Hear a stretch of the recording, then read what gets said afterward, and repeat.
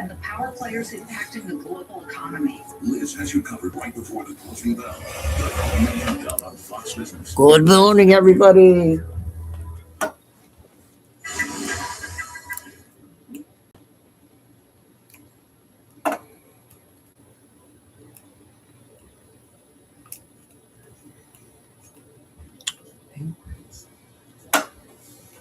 Happy Thursday. Do the morning show. I'm not going nowhere for a while, so today. So we'll have a lot of intel today.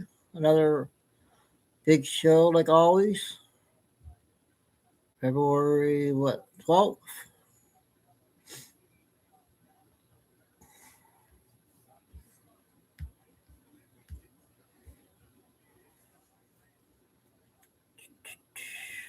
Everybody working, so I know what. Oh, if I won't get a lot of chat.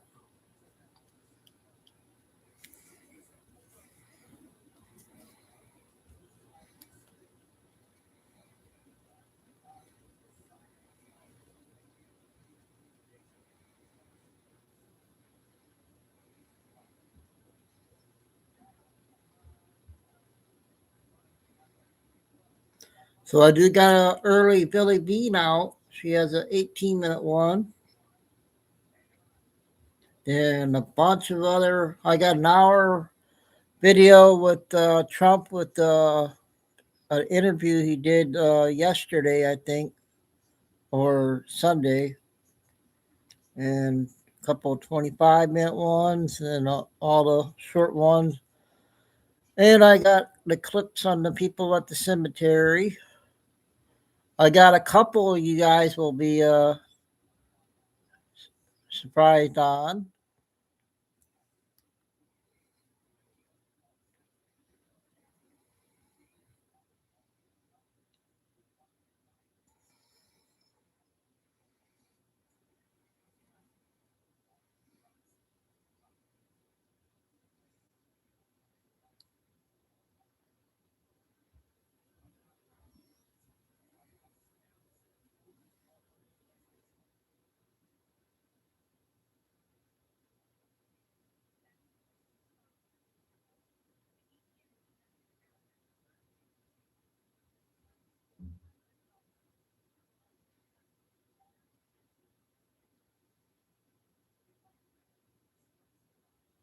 Hey, Maria, you're early.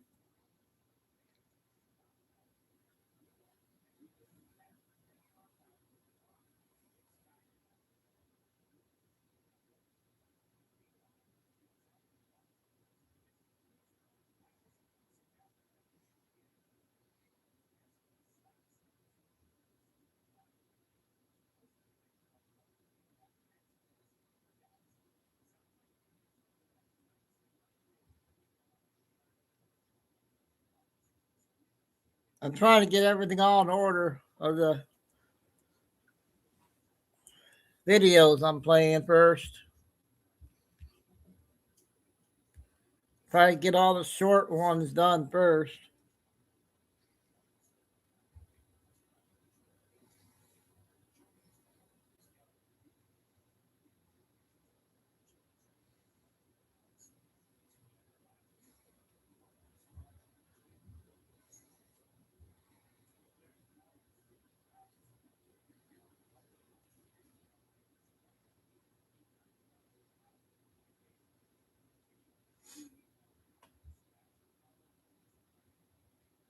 Gloria, good to see you. I'm glad I got you in the morning.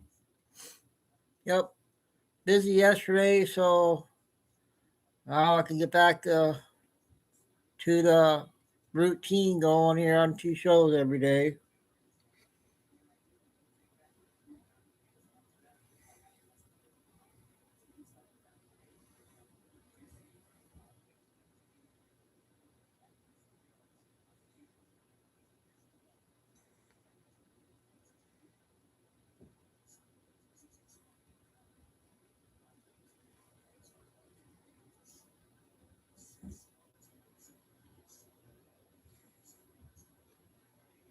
So Maria, what did you Think of those people that was at the cemetery. Those clips of everybody. It looks like they're all alive. Yeah, I started doing 2 shows last week, so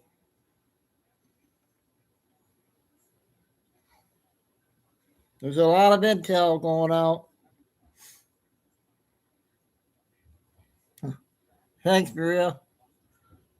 I'm trying, do the best.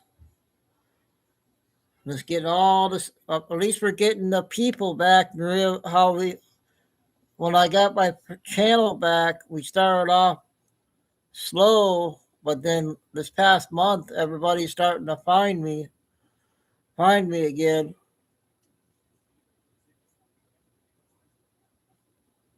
Yep.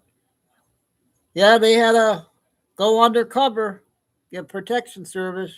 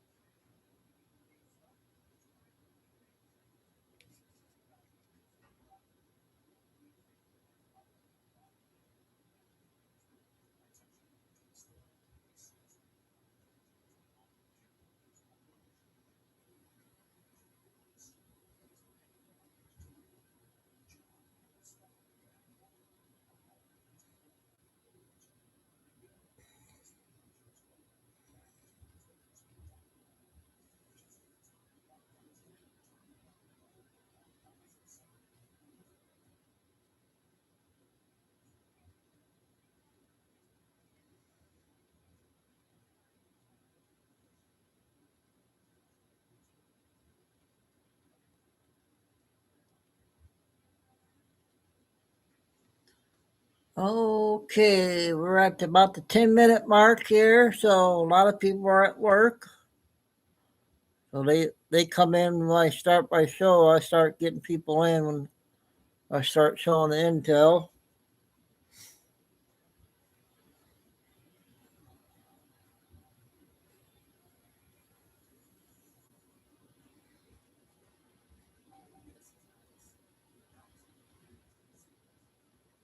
So we're going to go ahead and get started. We'll get the short clips in first.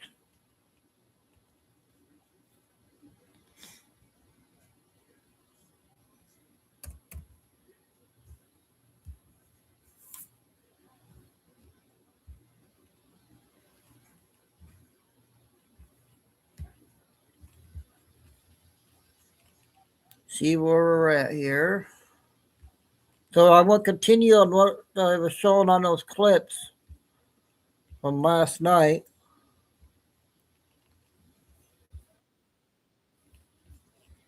They're only a minute clip. Music off.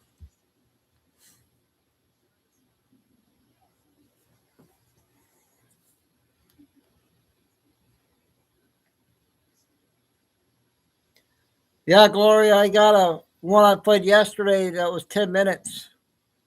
Really good one on the photos.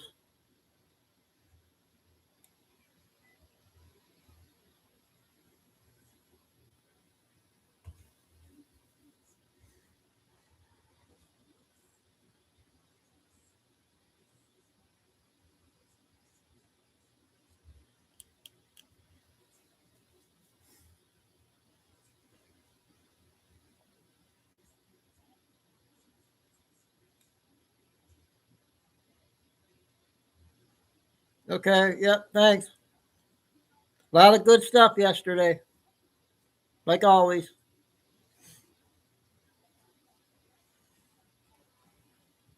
Hey, that's the first clip there. Get to the second one.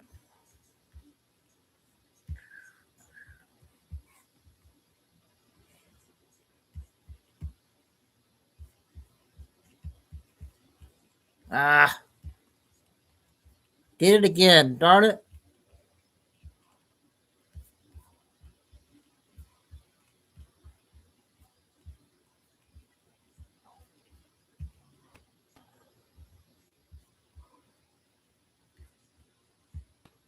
Ah.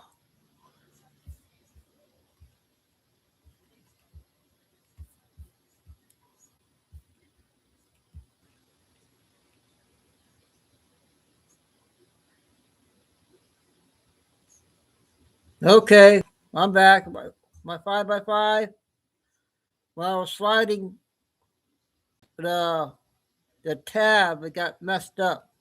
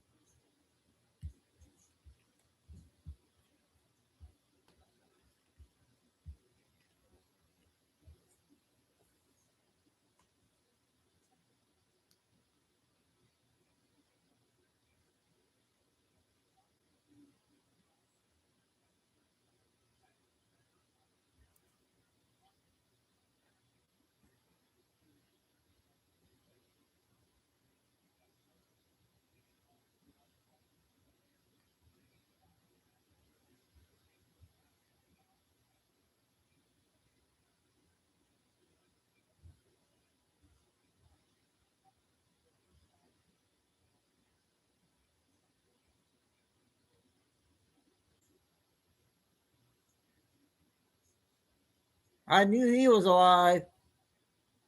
Paul Walker.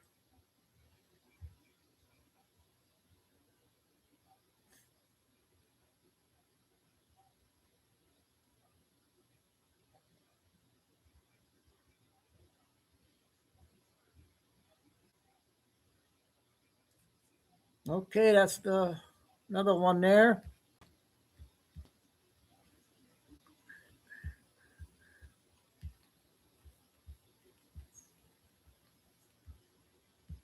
Here's another one that's odd.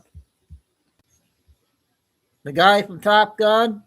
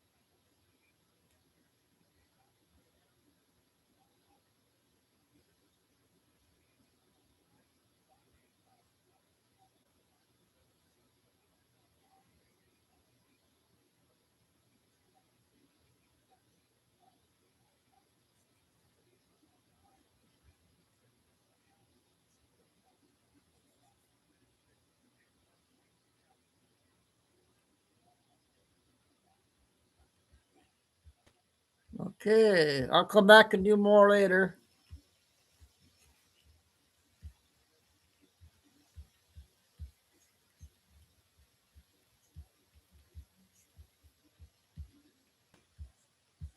Bleeding to torso. It says the extent of the bleeding was not immediately clear, but he was treated at a hospital following the incident on January the 7th before being released later that same day. It is extremely unlikely and unsafe to be released the same day for torso internal bleeding. It's a life-threatening emergency requiring immediate hospital care, stabilization, monitoring, often 24 hours or more. But he left the same day? Not to mention right after he got hit by a car. This is how he was. Shame! Shame! Shame! Shame! Now, I don't know how stupid these people think we are, but I'm not. That man was clearly okay. Some more disappointing news. Trump administration quietly restores some Planned Parenthood funding. It says the organizations in April sued the administration after federal officials in March withheld Title X family planning grants from organizations that perform abortions. So apparently they didn't want to have to pay for a lawsuit, so they went ahead and restored the Planned Parenthood funding. And then later, Trump says he didn't know his administration gave Planned Parenthood money back. Well, if that's the case, who is actually running our country? How does a president not know what his administration is doing? That's a little wild to me. Listen to Okay, another good one from her. Next one is 7 minutes.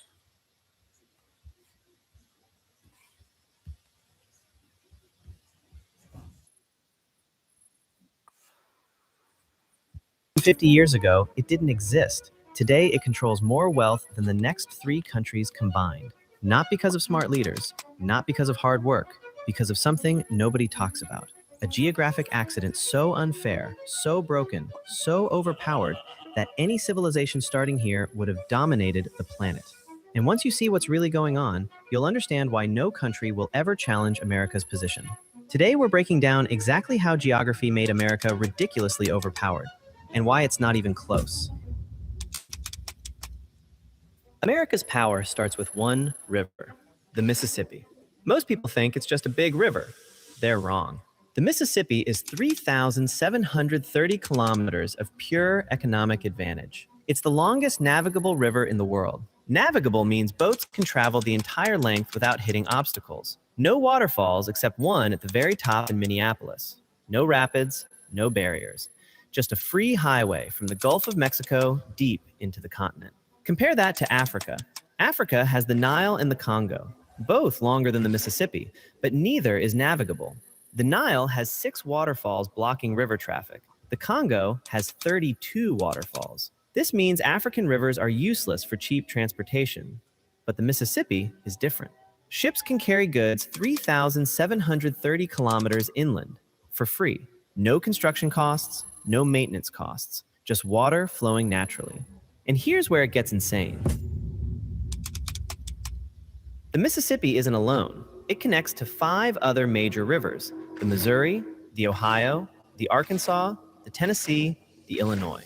Together, they create 25,000 kilometers of navigable. That's more than the rest of the world combined. Let that sink in. America has more navigable rivers than Europe, Asia, Africa, and South America combined. Why does this matter? Because shipping by water is 10 to 30 times cheaper than shipping by land. Roads cost money to build. Railways cost money to maintain. Rivers are just there. This means American factories along these rivers automatically have lower costs than competitors anywhere else. Lower costs mean higher profits. Higher profits mean more economic growth. More growth means more power. It's a cycle that never stops. But rivers are just the beginning. Rivers aren't the only advantage. America is nearly impossible to invade. 2 massive oceans protect it. The Atlantic is 5,000 kilometers wide. The Pacific is 8,000 kilometers wide. In 1940, Hitler couldn't invade England across a 33-kilometer channel. Imagine invading America across 5,000 kilometers of open ocean. While fighting the largest navy in history, it's impossible. America hasn't been invaded since 1812. That's 212 years of 0 foreign attacks on the mainland. No European country can say that. No Asian country can say that. Only America. This means America can develop without fear. No need for massive armies. No need for border fortifications. All that money goes into economic growth instead. And the neighbors can't threaten either. America got lucky with neighbors. Canada to the north, Mexico to the south. Neither can threaten America. Canada's population is too small. Mexico's geography is too mountainous. Mexico has 0 navigable rivers, 0 natural deep water harbors except Veracruz. Its farmland is scattered in mountain valleys. Canada has the Canadian Shield, a massive region of frozen, infertile rock. It separates eastern Canada from western Canada. There's literally one road connecting them. This means Canada's provinces are more connected to America than to each other. America faces no regional rivals. Europe has 44 countries competing. Asia has dozens of powers. America stands alone on its continent, dominant and secure. But security isn't the only cheat code. America has another insane advantage: barrier islands. These are low, flat islands running along coastlines. America has 4,800 kilometers of them, from Texas to Maryland. They create a protected waterway behind them. Ships can travel from Brownsville, Texas to Baltimore, Maryland without ever hitting open ocean. It's called the Intracoastal Waterway, another free transportation highway. Add this to the Mississippi network and you get something unprecedented. A country where 90% of the population lives within 240 kilometers of navigable water. No other country on Earth has this, not even close. China has rivers, but they don't connect like America's. Russia has rivers, but they freeze half the year. Europe has rivers, but they're controlled by different countries. America has it all in one unified system, but it gets even more overpowered. The Mississippi River runs through the largest stretch of flat, fertile farmland on the planet, the American Midwest. This region is twice the size of France, and it's perfect for farming. Flat land means easy plowing. Rich soil means high yields. Moderate rainfall means no irrigation needed. The Midwest produces 30% of the world's corn, 30% of the world's soybeans, and all of it sits right next to those free river highways. A farmer in Iowa can grow corn and ship it down the Mississippi to New Orleans. From there, it goes to global markets, all at minimum cost. A farmer in Africa grows the same corn, but he's 500 kilometers from navigable water. He has to truck it on expensive roads. His costs are 20 times higher. He can't compete. This is why America dominates global food exports. Not because American farmers work harder, because American geography is broken. But wait, there's more. America also has the 3 largest natural deepwater harbors in the world: Chesapeake Bay in Maryland and Virginia, San Francisco Bay in California, Puget Sound in Washington. These harbors have 3 things: deep water for big ships, protected from storms, close to major population centers. Most countries don't have one harbor like this. America has 3, plus dozens of smaller ones. America's total coastline is 95,471 kilometers. That's longer than Africa's entire coastline. Africa is 3 times bigger than America, but America has more coastline. More coastline means more ports. More ports means more trade. More trade means more wealth. It's geography hacking at the highest level. In the 1950s, America unlocked another cheat code. So that was that one. I got another 5. A 5-minute one.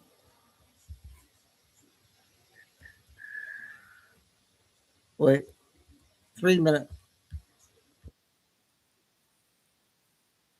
About 3.5. Continent. A truck can drive from Miami to Seattle without showing a passport. A farmer in Nebraska can sell food to New York overnight. No customs, no barriers, no interruptions. That unity creates speed, and speed wins. Other nations are like tangled wires, slow, messy, full of short circuits. America's system is one clean circuit. Energy flows everywhere. Then there's the Navy. It's not just large, it's everywhere. Over 700 bases, covering every ocean like a global net. When trouble starts, the US doesn't need to go to war. It's already there. The dollar? Same story. It's not paper, it's control. Countries save in it, trade in it, owe debt in it. When the world panics, they run to it. That's why wars and crashes often make the dollar stronger, not weaker. And then, technology. The US doesn't just invent, it scales. From Silicon Valley to SpaceX, from Apple to AI, it keeps leading because it keeps attracting talent. Every dreamer, genius, or risk taker who wants a shot at greatness ends up there. And every single one of them fuels the same machine, the system that never stops evolving. So even when it looks chaotic, under the noise, it's still building. still moving, still winning. And that's why the next chapter is inevitable. Empires fall for 3 reasons. They run out of food, unity, or safety. Rome spread too far. Britain ran out of colonies. The Soviets ran out of control. But America's geography prevents all 3. It doesn't need colonies. It has an entire continent. It doesn't need to expand. Its land already gives everything it needs. It can't be starved. It can't be invaded. And even when it fights itself, it rebuilds. That's why every "America is collapsing" headline eventually dies out. Because even if it stumbles, it stands up faster than anyone else. You can't collapse a country whose foundation is rivers, oil, and oceans. You can't end a system that feeds itself and defends itself at the same time. Even in its darkest moments, the Great Depression, Civil War, 9/11, America didn't break. It adapted. It evolved. And that's what most people miss. Superpowers don't stay on top because they're perfect. They stay there because they can take a hit and still move forward. So when people say America's days are over, remember this: geography doesn't lose elections. Rivers don't quit. Oceans don't turn against you. The map that built the United States is still the same. The land still feeds, protects, and connects it. And that's what will keep it standing long after others fall. Because no matter how the world changes, as long as those 2 oceans guard it, as long as those rivers flow through it, and as long as those plains keep growing food for it, America will never truly fall. Not because it's flawless, but because it's built to survive. The land chose it, the map crowned it, and history will remember it. And that's why the United States of America might be the last superpower. Okay, 2 short ones there that were good. I got a 5-minute update from Michigan, Rod, on the election.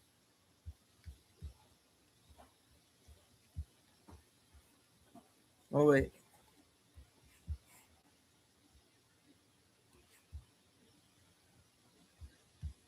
Supposed to be preserved in that qualified voter file for a period of not less than 5 years, and they are deleting these records. And matter of fact, against that backdrop, our Michigan Secretary of State has issued a directive to all of our election officials, all of our clerks in the state, that within 7 days of certification of the election, they're supposed to destroy all poll book records.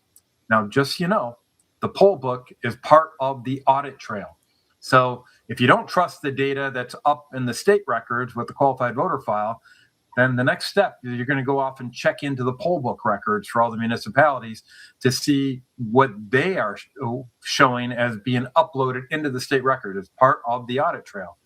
And notice how the Secretary of State has ordered the destruction of those materials within 7 days of election. That's in direct violation of federal law, which is under United States Code, Title 52, Section 20701, which requires that those records be preserved for a period of no less than 22 months. So, guys, at the very least, you've got unlawful acts being occurring. But I would submit that not only do we have evidence of election fraud, we have significant evidence of election fraud, not just in Fulton County with 22,534 vote mismatch, but in Michigan, where you had 499,850 vote mismatch in an election reportedly decided by 154,188 votes. That is significant in both cases. And Maricopa and Wisconsin, and Maricopa County in Arizona and Wisconsin, and also in Pennsylvania, similar stuff, even in Nevada as well.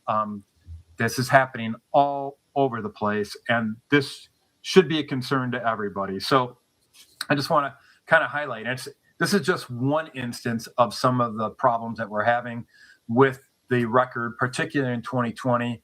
But guys, it's still in place across the board, 2022, 2024, and it's going to be in 26 if we don't take steps to fix things like Pass the Save Act would help. It's not panacea, but it's definitely a move in the right direction.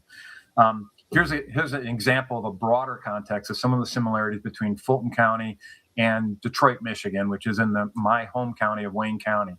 Some of the same things. In Fulton County, they bypass signature verification. Same thing in Detroit, frankly, same thing across all of state of Michigan. As our Secretary of State essentially waived the requirement for signature verification for absentee ballots in the 2020 election. Also, they've got placeholder data in Fulton County. Well, guess what? They had the same thing in Detroit, and poll workers were instructed to enter in the birth date of 1/1/1900, which would have been 120 years old, for voters in that election if they didn't know what the birth date was. Well, if they didn't know what the birth date was, they shouldn't have entered in the poll book, because there's no way of verifying that that person was eligible to go off and vote, because the date or their age is one of the criteria that determines whether or not somebody is eligible to vote. And then you've got gaps in the paper trail where you've got destruction of election records across the board. Well, same thing in Detroit. And then you've got the late night ballot processing surges for absentee ballots. We saw it with this infamous suitcase out in Georgia. And guess what? You know, we had the same instance here in Michigan, in particular in Detroit. We had at 10 o'clock, after the polls had closed, we had an interview with the Detroit City Clerk, Janice Winfrey, and she was asked how many absentee ballots were being cast in the 2020 election, and she said 80,000 total. So, and then at the end of the night, guess what we found out? That there was another something like 170,000 total when all the returns came in. So how could she be off by that much? And against that backdrop, after she made that little assessment that said that there were only 80,000 ballots to count, I was an eyewitness to that infamous van that came up at the back of the TCF Center in Detroit, and offloaded tens of thousands of ballots without any chain of custody whatsoever, and were inserted into the AV counting board for processing and for voting. So, and for tallying the vote. So complete disregard for all the laws that were on the books. There was actually a law on the books that said you had to declare your AV totals by no later than 9 o'clock on election night, or 8 p.m. on election night. And they were still adding to that total well into the early morning hours on Detroit. So if you wonder why folks like myself, like Mike, and all of Lindell TV and all the meddling kids all across the country are still so upset and so focused on what happened in 2020 and seeking accountability there, hopefully this gives you a little bit of more of an insight as to why we are so concerned with what's going on. Because okay, I got some other short ones here.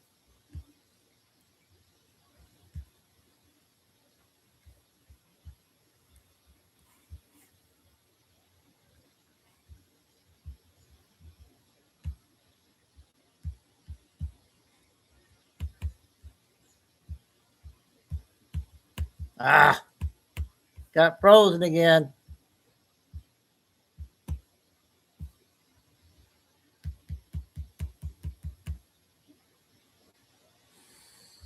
Oh boy. Come on. Dang it. They gotta make me do this every time.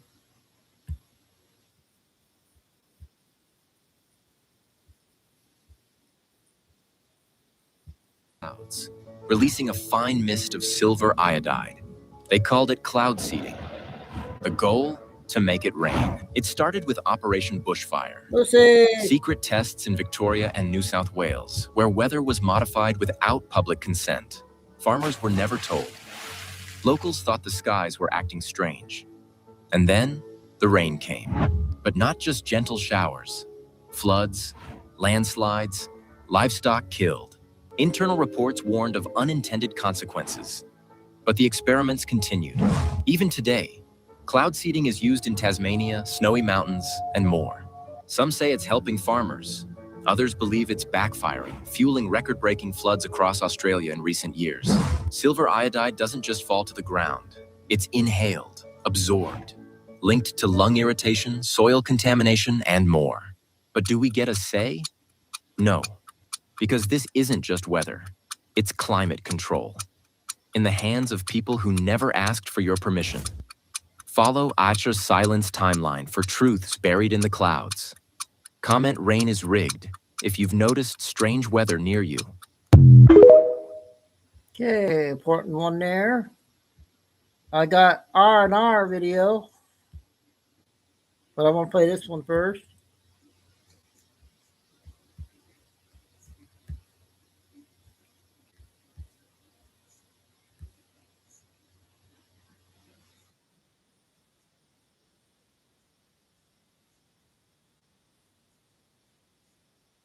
$21,951 missing children each year. South Korea, 25,690 to missing children each year. Back to normal. Russia, Why did he go? 45,000 missing children each year. Canada, 45,288 missing children each year. India, 96,000 missing children each year. Germany, 100,000 missing children each year. United Kingdom, 112,835 missing children each year. United States, 460,000 missing children each year, with 2,300 children going missing every day. Wow. Another big bill.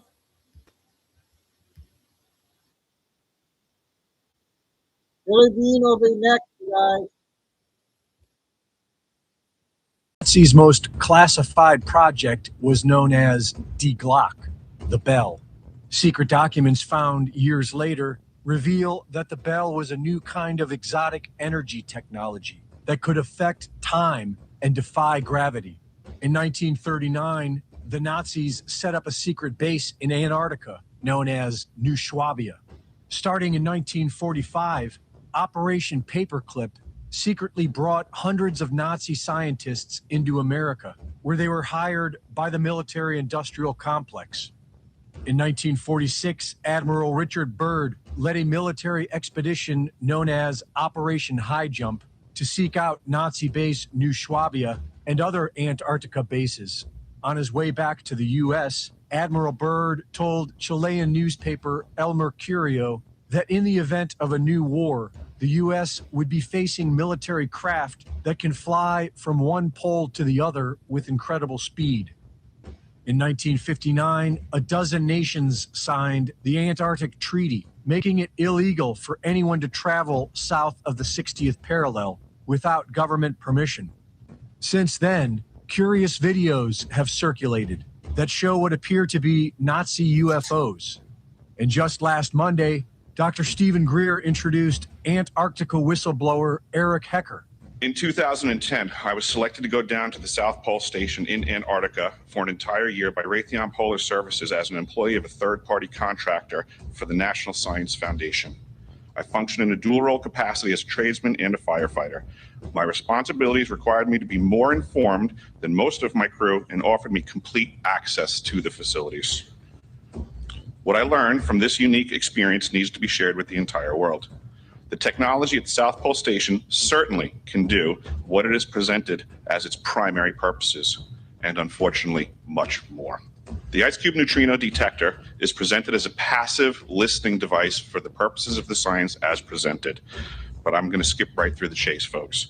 I have provided documentation that proves that the 5,160, what they call DOMs, that are embedded in the ice can actually transmit at 2,047 volts each.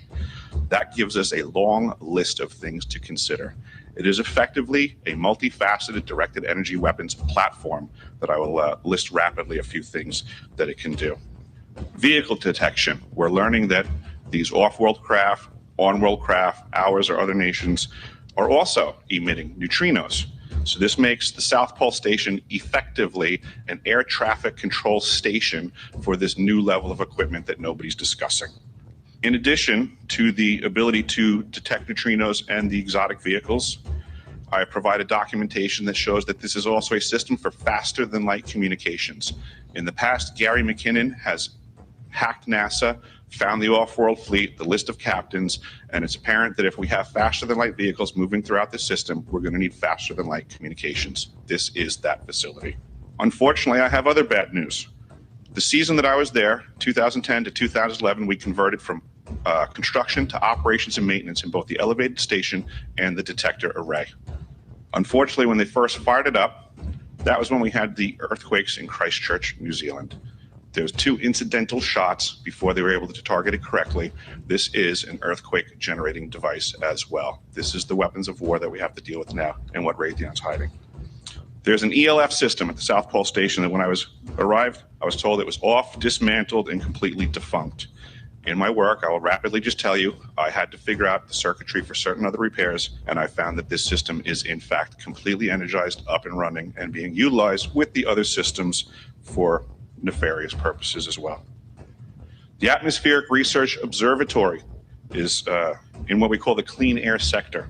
I witnessed myself a very powerful green laser shooting out of the top of this facility into the cosmos. This, I believe, is a secondary form of long-range communications and or a defense system. A question of power comes into play for all of these facilities that are present. I assure you, I knew what was going on. I knew the load demands of the facility, and all of these new items exceed the demand for the systems that I was presented. Jordan, we're back to normal. I'm doing due diligence and research. I believe there is either a secondary power supply there that is either nuclear, that was there prior to the start of the Antarctic Treaty, which prohibits such things, and or that there is some sort of exotic power supply system there that just is not in the verbiage of the treaty, so it negates the responsibility to the parties involved. Reporting for InfoWars, this is Greg Reese. Hard R, we haven't done in a while. Okay, the first Billy Bean is 18 minutes.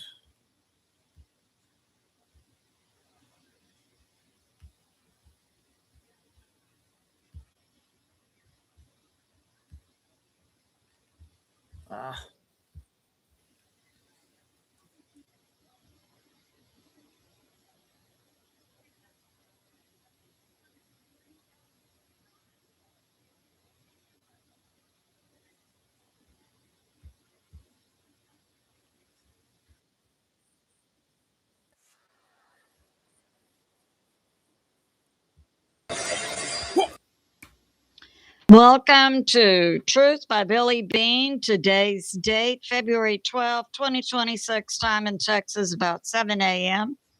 A flash update covering President Trump. Iran tries, but God and Delta save. And we have an update regarding Nancy Guthrie arrest in Minnesota. A cure is now coming out, being made public to cure an individual of withdrawal, from meds or drugs or cigarettes or whatever. Iran puts out propaganda, and NATO without the U.S. So some of my sources got in the Bible Patriot subscriber, Real Raw News, Fox News, Hal Turner, President, Pastor Paul Begley, and Mike from Around the World, plus. So let's get started. So we have this from YouTube Space Weather, formerly Suspicious Observers. The sun is quiet. There has been a very strong catastrophic cyclone hit Madagascar with 30 dead. A new paper has come out regarding the sun and super flares, such as would have been produced to cause the Carrington event in 1859, an X flare of 100, and now a cycle has been documented for this to occur every 1 to 200 years. So if the Carrington happened in 1859, it would appear we might be overdue. So that's going on. And now we have this. Concerning Iran's recent assassination attempt on President Trump at the Davos meeting, which took place January 19. So we have this information. A Muslim jihadist member of the Muslim Brotherhood, as is Barack Obama and Ilhan Omar, from Plano, Texas, went to Switzerland. They took off from Dallas-Fort Worth Airport, landed in Geneva, and then secured a place to stay about 3 miles from the Davos meeting location. And their objective was to assassinate President Trump. It's believed that Iran, the Ayatollah, the mullahs, IRGC, hired these Muslim Brotherhood assassins. And we know that the Muslim Brotherhood is in 70 countries, founded in 1928, with thousands of them in the U.S., led in by the Commie Dem JB. And these particular assassins have ties to Hamas, which is a branch of Hamas. And Hamas is a proxy for Iran. It's believed that Iran hired these assassins. And the leader of the assassin group, it was 3 individuals, is Ahmad al-Rashid, 32 years old, a Yemen national. So he came from Yemen. We know another proxy group for Iran operates in Yemen, the Houthis. And he came to Switzerland with sniper rifles and explosives. These 3 assassins were able to get close to President Trump at Davos via the very open European borders. He was aided by 2 brothers from Pakistan who flew from Dallas-Fort Worth Airport to Geneva. And this occurred about January 19. They met al-Rashid at a ski resort located 3 miles from Davos. And these 3 assassins had President Trump's itinerary. Now, obviously, there must be inside information leaking from the White House. On President Trump's trip to Davos, the meeting in Switzerland, he was accompanied by Secret Service and also Army Delta Special Forces. And we had this happening. So the assassins are also members, we understand, of the Al-Mujahideen Brigade, and they are trained assassins, all 3. The al-Rashid from Yemen and the 2 God dang it. Pushed the wrong thing again.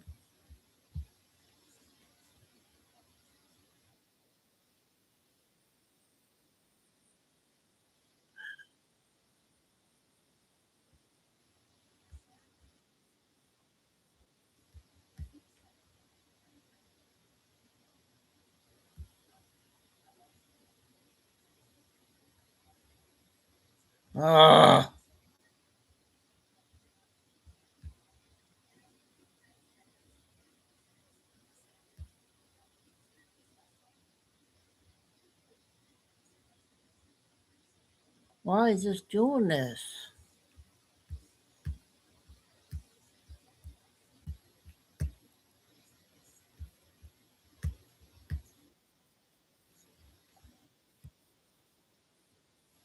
I got it at the 5-minute time. So it's 13 minutes. These three assassins had President Trump's itinerary. 13 minutes left. Now, obviously, there Marking up the 5-minute mark. must be inside information leaking from the White House. On President Trump's trip to Davos, Okay, we heard that. the meeting heard that in Switzerland, he was accompanied by Secret Service and also Army Delta Special Forces. And we had this happening. So the assassins are also members, we understand, of the Al-Mujahideen Brigade, and they are trained assassins, all three. The Al-Rashid from Yemen and the two brothers from Pakistan.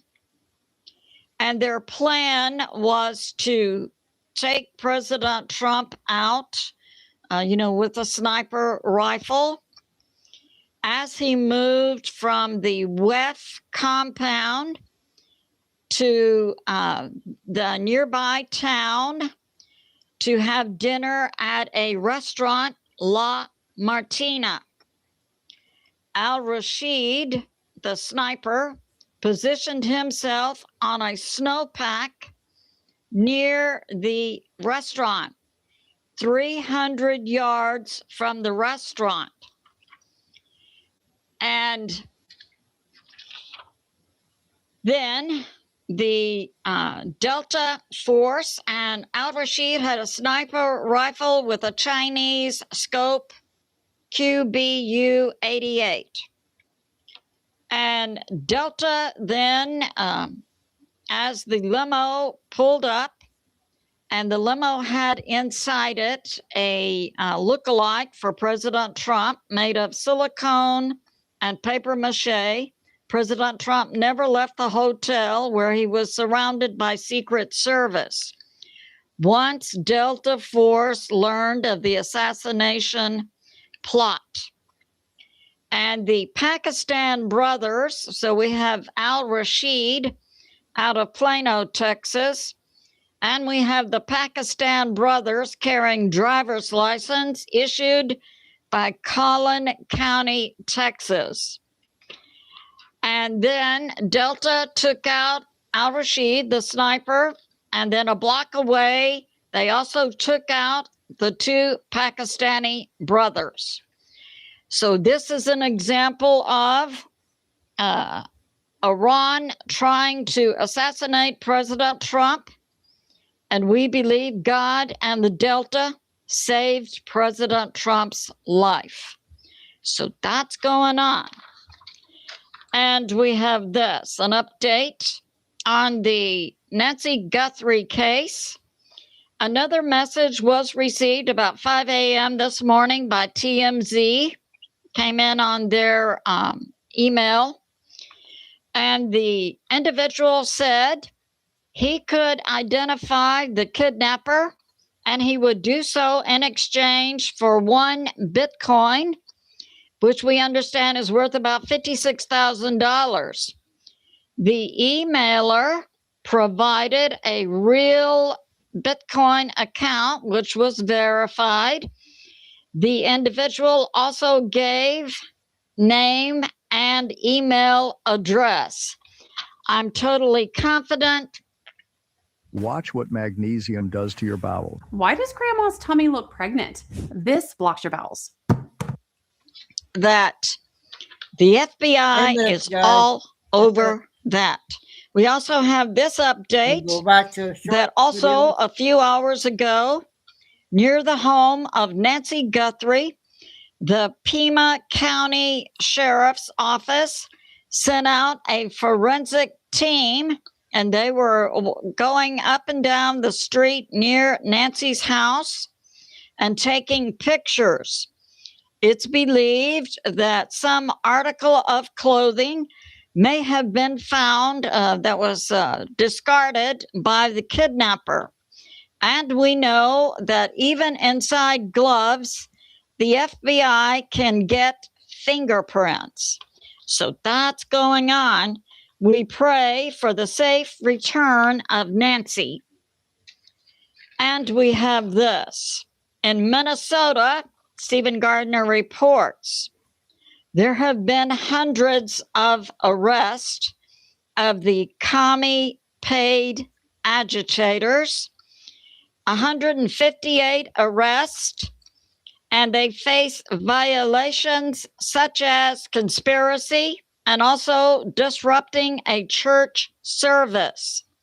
Some of the penalties carry up to 20 years in jail, including individuals who brought weapons and were acting in an aggressive manner toward ICE agents, And this includes spitting and hitting ICE agents, disrupting church services, as we saw with that Don Lemon arrest. And a new witness had come out related to the Don Lemon arrest.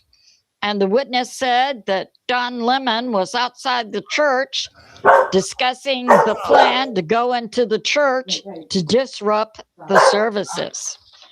Don Lemon, this is not has nothing to do with journalism. It has to do with violating U.S. law and disrupting a church service. Tom Homan, the head of President Trump's border guards, is in Minnesota, and he says hundreds more of arrests are very likely, all the way up to 1,000. I'm assuming he's referring to the commie paid agitators. So that's going on. And we have this. Mike from Around the World, recently interviewed by Pastor Paul Begley, says Big Pharma has a cure for withdrawal. It's a one-time shot. It lasts for 90 days. But Big Pharma is not bringing it to market because Big Pharma don't think they can make enough money.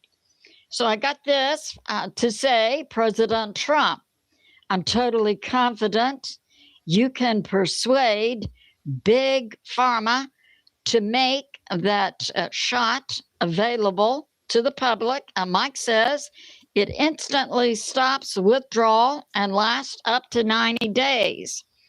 Because with this disruption, President Trump and the feds have brought about in stopping the flow of many drugs into the U.S., it's logical that many people are going to be experiencing withdrawal. So, yeah, that shot needs to be put on the market.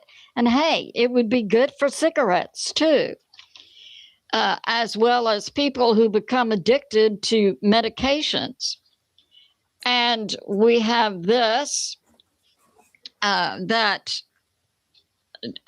because of President Trump's successful disruption of drugs into the U.S., we've had a 19% decline in overdoses, and we've had a 21% decline in fentanyl illnesses. So that's going on. So yeah, President Trump, the American people need that withdrawal shot. And we have this. Talking about Iran, and as I began this episode, strong evidence exists to believe that Iran was actively involved in the assassination attempt on President Trump January 19. So that's going on from Tassi TV. We have Iran putting out propaganda. I believe yesterday was some kind of celebration in Iran. So many, I think 47 years of the Ayatollah government. And Iran was putting out on social media, 35 million Iranians came out. Well, the video that was able to get out of Iran didn't show 35 million people coming out in the streets to support the government.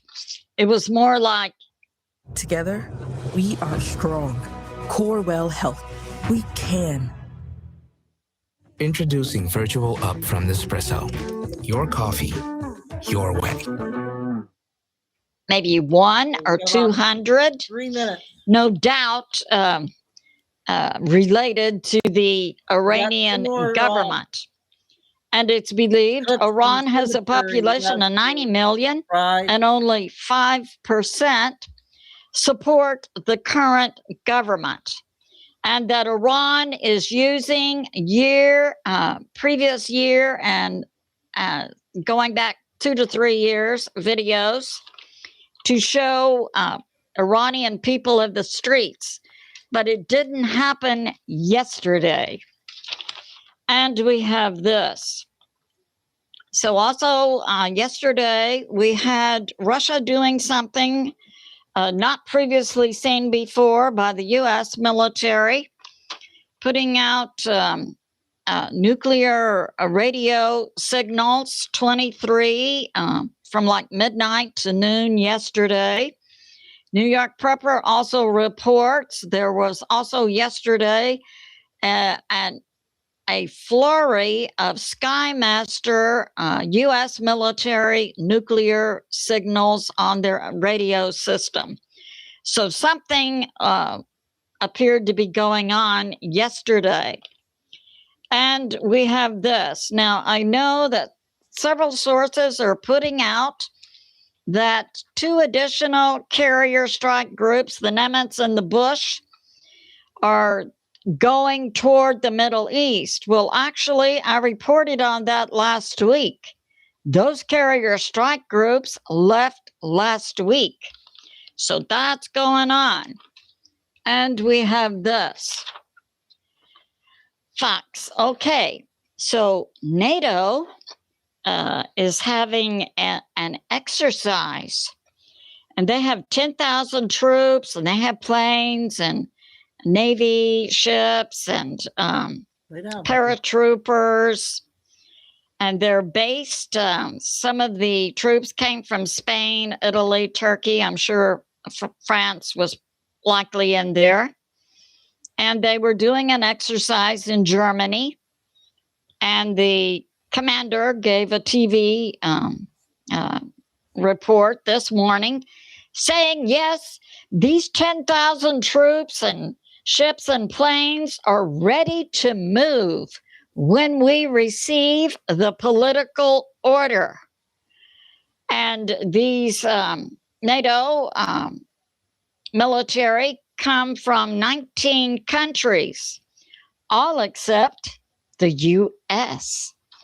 Oh, I bet Russia is really scared. So that's going on. It's good to be in prayer for the family of Nancy Guthrie and for Nancy Guthrie herself, that this nightmare will soon end and that we pray Nancy will be returned in good health.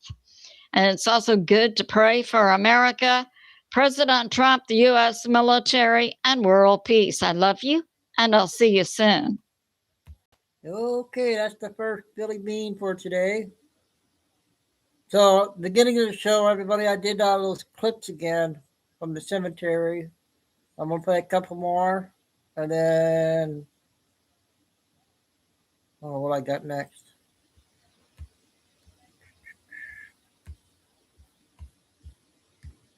Here we go. If anybody haven't seen it yet.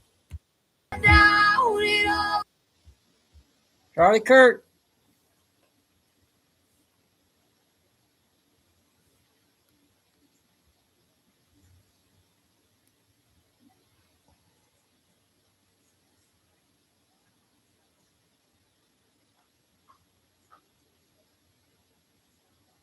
Lucy.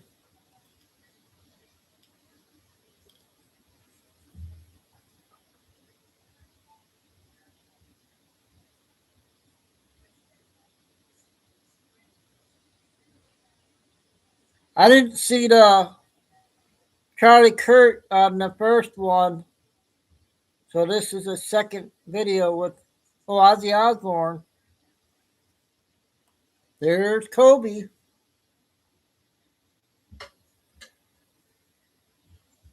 So this is a second clip. Hulk Hogan.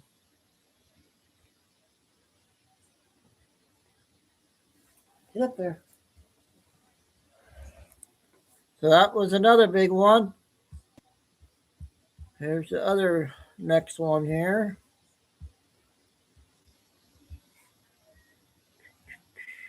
If I can find it. Okay,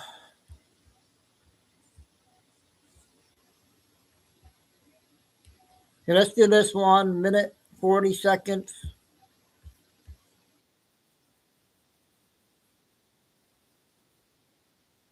It's so organized on the trafficking Minute of 40. these children. Yeah. In for either sex or for Hey, device like Jose, organ harvesting. there's more I got. You can't just have that demand unless somehow that's organized also. 100%. I believe. Okay, so the agents that I've spoken to. All right, here's it's for a barrel of oil, $77. For a barrel of body parts and what's going to be adrenochrome, all the plumes that are in the woman's mother's wombs, that goes from a plastic barrel. That's $77,000. Now that gets sent into these biolabs. Barrel oil, $77. $77,000 for a barrel of body parts of children, blood, all of that goes to these biolabs. And then now go to Victoria Nuland's testimony. The biolabs, you're talking about the biolabs in Ukraine. Correct. What? How can and wherever else those places are. So yes. Walk through the supply chain of the supply into the biolabs. What do they take? As far as I can't give you the molecular structure. I can give you what's the input of the body parts? Everything, all the waste, all the body waste, all of that. That's what they told me. Which has the stimulant in it. Yes, that's one way of getting it. It's probably not the ultimate way, but it's probably a Diet Coke. Who's organizing that? I would have to say definitely that has to be in the three-letter agencies. So your contention and what you want, you're in. I'm saying this. You say there's smoke, there's fire. Okay, so if I say to a media person, 2 + what = 5, and I say 3, and the media will immediately say, how do you know? Did you see a 3? That's what it's like. Hey, that was Steve Bannon talking about that. I got yesterday extra report. You guys want me to play it?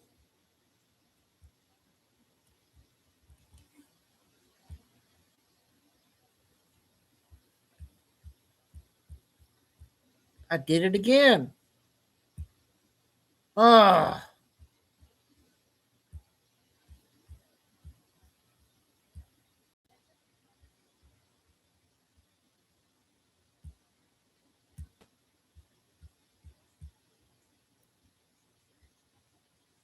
Okay, we'll play it here in a minute. Messed up on everything again.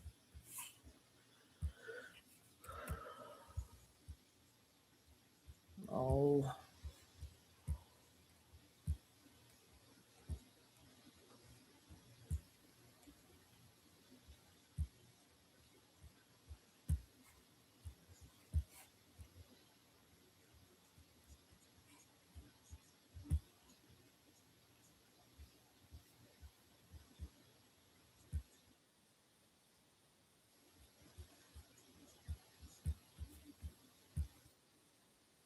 Air. Flight 19. In the summer of 2023, a marine archaeology team investigating the seafloor approximately 120 miles off the coast of Florida identified a sonar anomaly that would reignite the world's most famous aviation mystery. The target, lying in 380 meters of water within the Bermuda Triangle, was not a definitive wreck, but a debris field of potential aircraft-like objects. Though not conclusively proven, its location was chillingly aligned with the last estimated position of Flight 19, the U.S. Navy squadron, whose disappearance in 1945 cemented the triangle's sinister legend. For researchers, this finding represented not a supernatural endpoint, but a stark data point in a tragedy born from a catastrophic collision of human fallibility, primitive technology, and one of Earth's most complex environments. On December 5, 1945, 5 U.S. Navy TBM Avenger torpedo bombers lifted off from Naval Air Station Fort Lauderdale for a routine overwater navigation and bombing run. The mission, designated Flight 19, was a training exercise for 5 student pilots and 1 experienced flight instructor, Lieutenant Charles Carroll Taylor, who was leading the group. The plan was straightforward: fly east 156 miles, conduct bombing practice, fly north 40 miles, and then return west to base. A standard triangular route over the featureless Atlantic. The trouble began during the return leg. Radio transcripts from that afternoon reveal a growing unease in Lieutenant Taylor's voice. His compasses, he reported, were out, and he could not be sure of his heading. Taylor was catastrophically lost. He believed he was over the Florida Keys in the Gulf of Mexico, hundreds of miles southwest of his actual position. This critical error likely stemmed from a perfect storm of navigational pitfalls. In 1945, overwater navigation relied heavily on dead reckoning, calculating position based on speed, time, and heading. Over a vast uniform seascape with no landmarks, even a small error in reading wind speed or direction compounds rapidly. Furthermore, the environmental conditions in the triangle were uniquely disorienting. The powerful Gulf Stream, which passes through the region, can cause rapid, violent changes in local weather, creating conditions that can bewilder even seasoned pilots. Storms converging from the north and south added to the chaotic maritime environment. Despite his confusion, Taylor rejected a simple solution. The Fort Lauderdale base tower suggested he switch to an emergency radio frequency with a strong homing signal. Taylor, for reasons lost to time, refused. And just after 7 o'clock that evening, the 14 men of Flight 19 vanished into the gathering storm and the night. The disappearance triggered one of the largest peacetime search and rescue missions in U.S. history. Hundreds of ships and aircraft scoured tens of thousands of square miles of ocean. The search area was complicated by Taylor's erroneous belief about his location, initially directing resources toward the Gulf of Mexico. The vastness of the search area, a common factor in triangle disappearances, made the task nearly impossible. But even though the... Okay, that was an important video. I got 2 more before we do the X2 report. The one lady on TikTok just came out with her new one.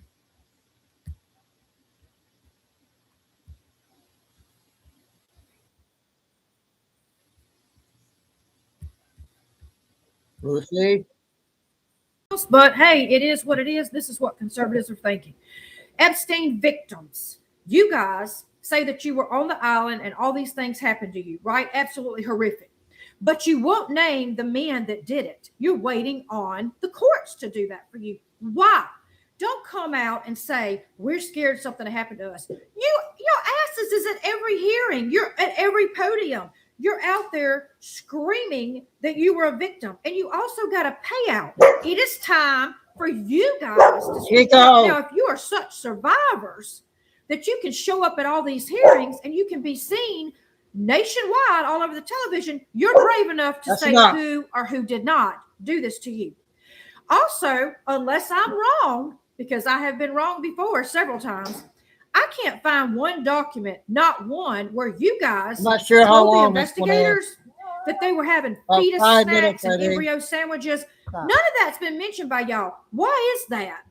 Because if that stuff was going on at that island and there was so much satanic stuff going on and people were snacking on infants, why wouldn't that be the first? So get mad at me if you want, but were all of you on that island?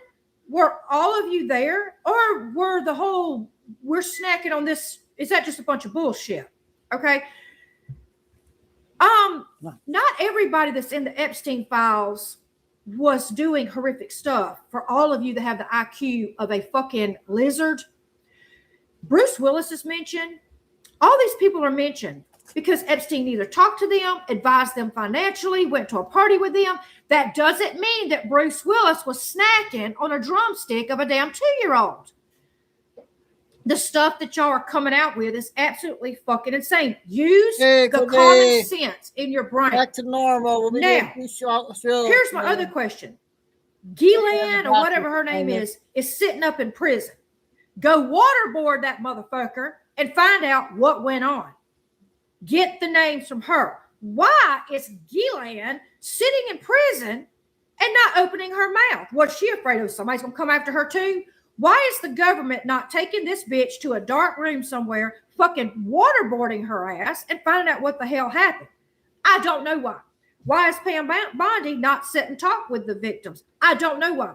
Does Pam Bondi know something about these women that we don't know? I don't know. I don't know why we don't know. Something is very strange with all of this, okay? And the one woman that came out and did say that Donald Trump had nothing to do with any of that bullshit, she was unalived herself. The second thing I want to talk about this morning that's going to piss everybody off, not everybody, just the loony left, Nancy Guthrie. What the fuck is going on with this investigation? Y'all come to her house, y'all got nothing. Y'all release it. So all the media is tromping around the grass, they're tromping around the damn sidewalk, they're all over the fucking yard. All of a sudden, y'all say y'all got to come back, y'all close off the crime scene. Y'all say there's no camera footage, you have a subscription. Next thing you know, we got a damn video. Oh, y'all pulled off the residual from Google. I didn't know they had that. Okay, then y'all close it off again. Then y'all open it up again. Okay, then somebody, a blogger that's hanging outside orders Domino's pizza.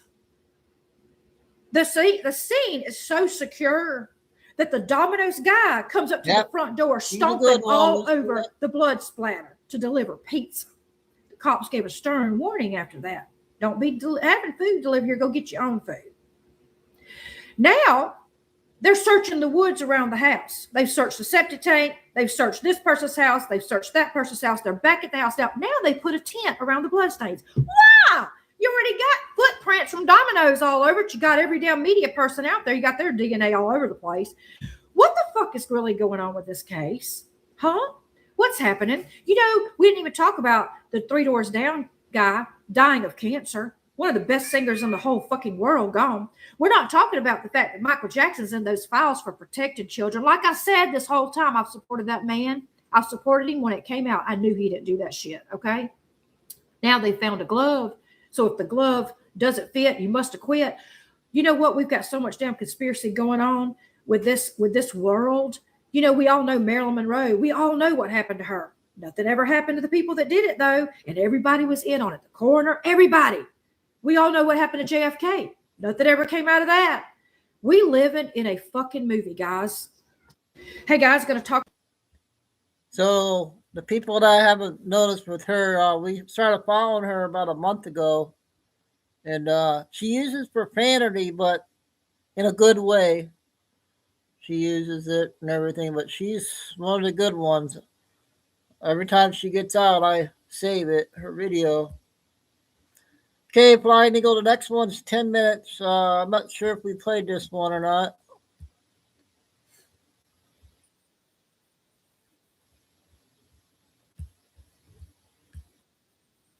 Iran and Venezuela. 2 nations, 2 continents, 2 separate crises, and 1 president issuing warnings to both in the same season, in the same tone, with the same unmistakable message. One is in the Middle East, the epicenter of biblical prophecy. The other is in South America, thousands of miles from Jerusalem, seemingly disconnected from anything prophetic. Why these 2 nations? Why now? Why at the same time? What if this isn't about politics at all? What if this is about positioning? Let's start with Iran. What Trump just did to Iran. Picture this moment.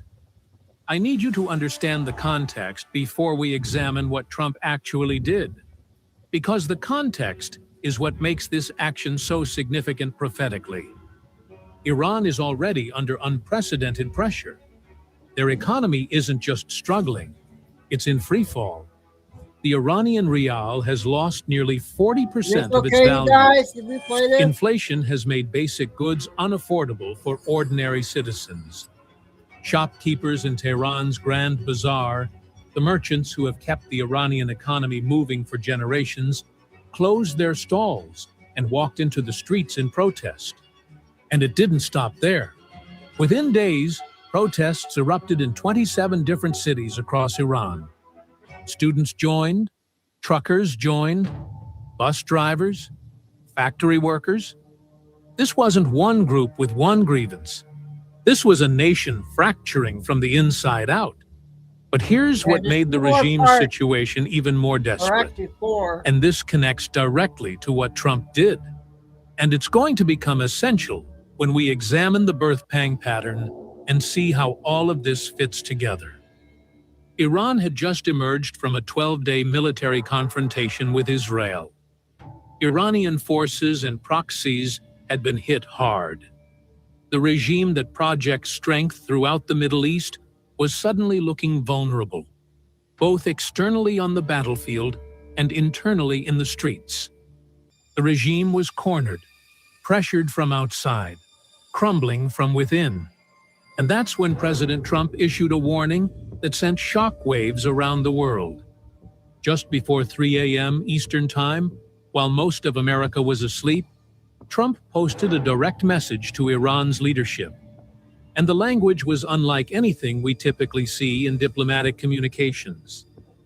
If Iran shoots and violently kills peaceful protesters, the United States of America will come to their rescue. Start over again. We are locked and loaded and ready to go. Locked and loaded. I need you to understand what those words mean. I think I restarted that one.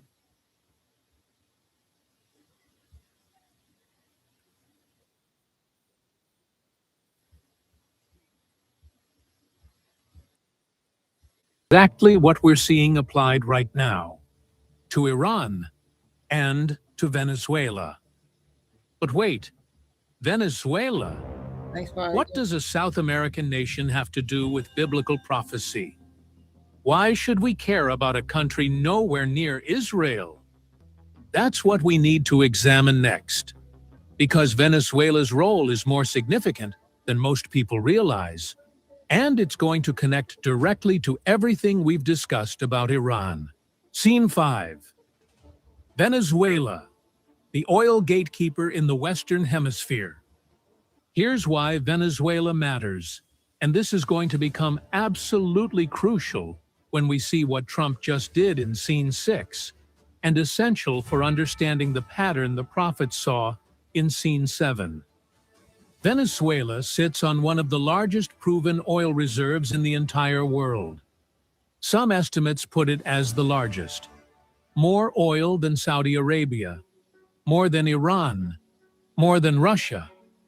In a world that still runs on oil, that makes Venezuela enormously strategic. But here's what makes Venezuela's position so significant prophetically. And this connects to the economic warfare pattern we just examined.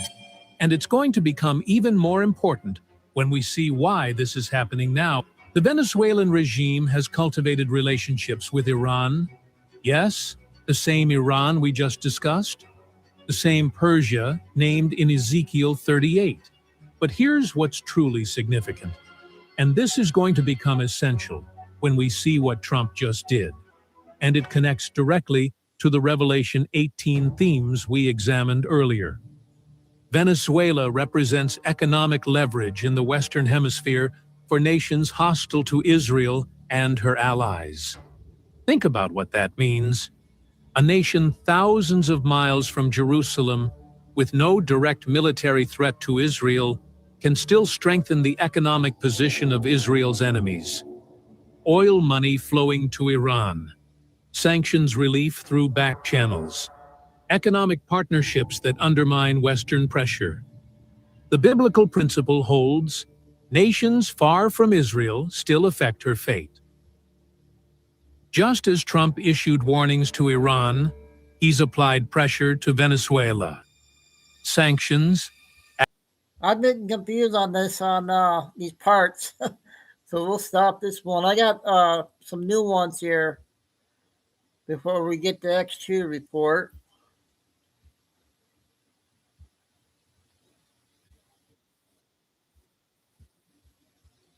Trisha came out. 4 defendants for their alleged participation in healthcare fraud schemes involving approximately $14.6 billion in false claims submitted to Medicare, Medicaid, and other healthcare programs. Every fraudulent claim, every fake billing, every kickback scheme represents money taken directly from the pockets of American taxpayers who fund these essential programs through their hard work and sacrifice. So it's not okay, all right? And we're pretty darn angry about it, really angry. $650 billion is the estimated loss to American taxpayers, according to the GAO. Marsha Blackburn, the senator from Tennessee, puts it at somewhere around $750 billion. And Dr. Oz is on the case. He's been uncovering lots of money that's going to fraud out in the Southern California area. Watch. You know, there have been accusations by the Democrats that that's not really a thing, that money from the federal government's not going to illegal immigrants. Maria, just in the last few months, in the few states that we've examined, less than half a dozen, we've identified more than $1 billion with a B, more than $1 billion of money, federal tax dollars that have gone to illegal immigrants. We're actually clawing that money back from those states now. But the fact that that could still happen is very frustrating to all of us. And why would you want to repeal that after all the work that was put into ensuring that these programs that work so well for vulnerable populations would remain intact financially? Yeah. I mean, unbelievable stuff. Unbelievable stuff. So look, Dr. Oz, he's been on it. He's done like a little mini documentary. It's like Nick Shirley's not going to get anything over on Dr. Oz. I'll probably go to Dr. 1 Oz o'clock, is like knocking on doors out in California. 1 o'clock, and he's uncovered Charges against 324 defendants. Okay, we'll get the second part, then we'll get to X2 report.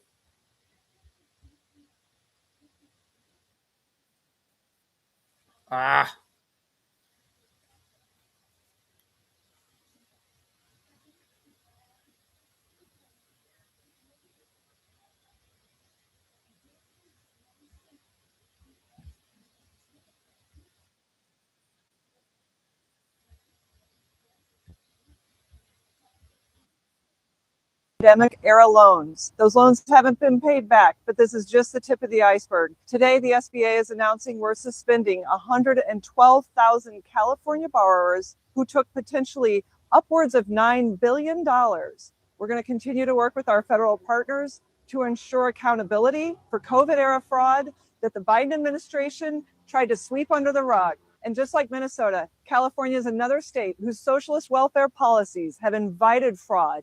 Well, the buck stops here. We're not looking the other way. We're prosecuting. There's going to be more to come. Wow. So they got a nice little promo. You saw that at the end. Nice little graphic for SBA, Small Business Association, now onto this as well. I mean, my goodness. So over 100,000 Californians. And I see you guys are saying, you know what? They got to publish the names, and they will. They will. All these people are going to be in huge trouble. But what happened in 2020? I mean, aside from the Democrats trying to use that, horrible virus that came to us courtesy of China. Like, let's not forget that, right? Don't forget where that came from. And they took that and they ran with that, as I told you at the time they would, as a political sort of vendetta. And they used that to try and help get Donald Trump out of office. And then what did they do? They turned around and apparently created all these sweetheart deals for themselves and their friends. I mean, that's what we saw out in Minnesota, right? Ilhan Omar's Feeding Our Future, $250 million scam. They're talking about $19 billion total out of Minnesota. And then we have it in Maine, Still not we have it in arrested Ohio, we yet. have it in It's registered to 14 billion. Still no arrest yet.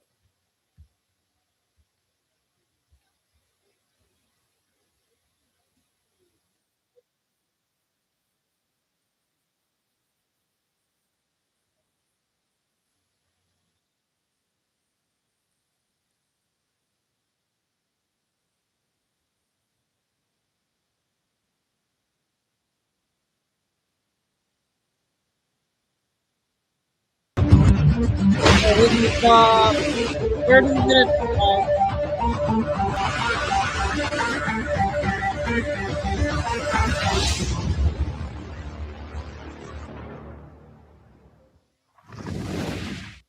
Yesterday's.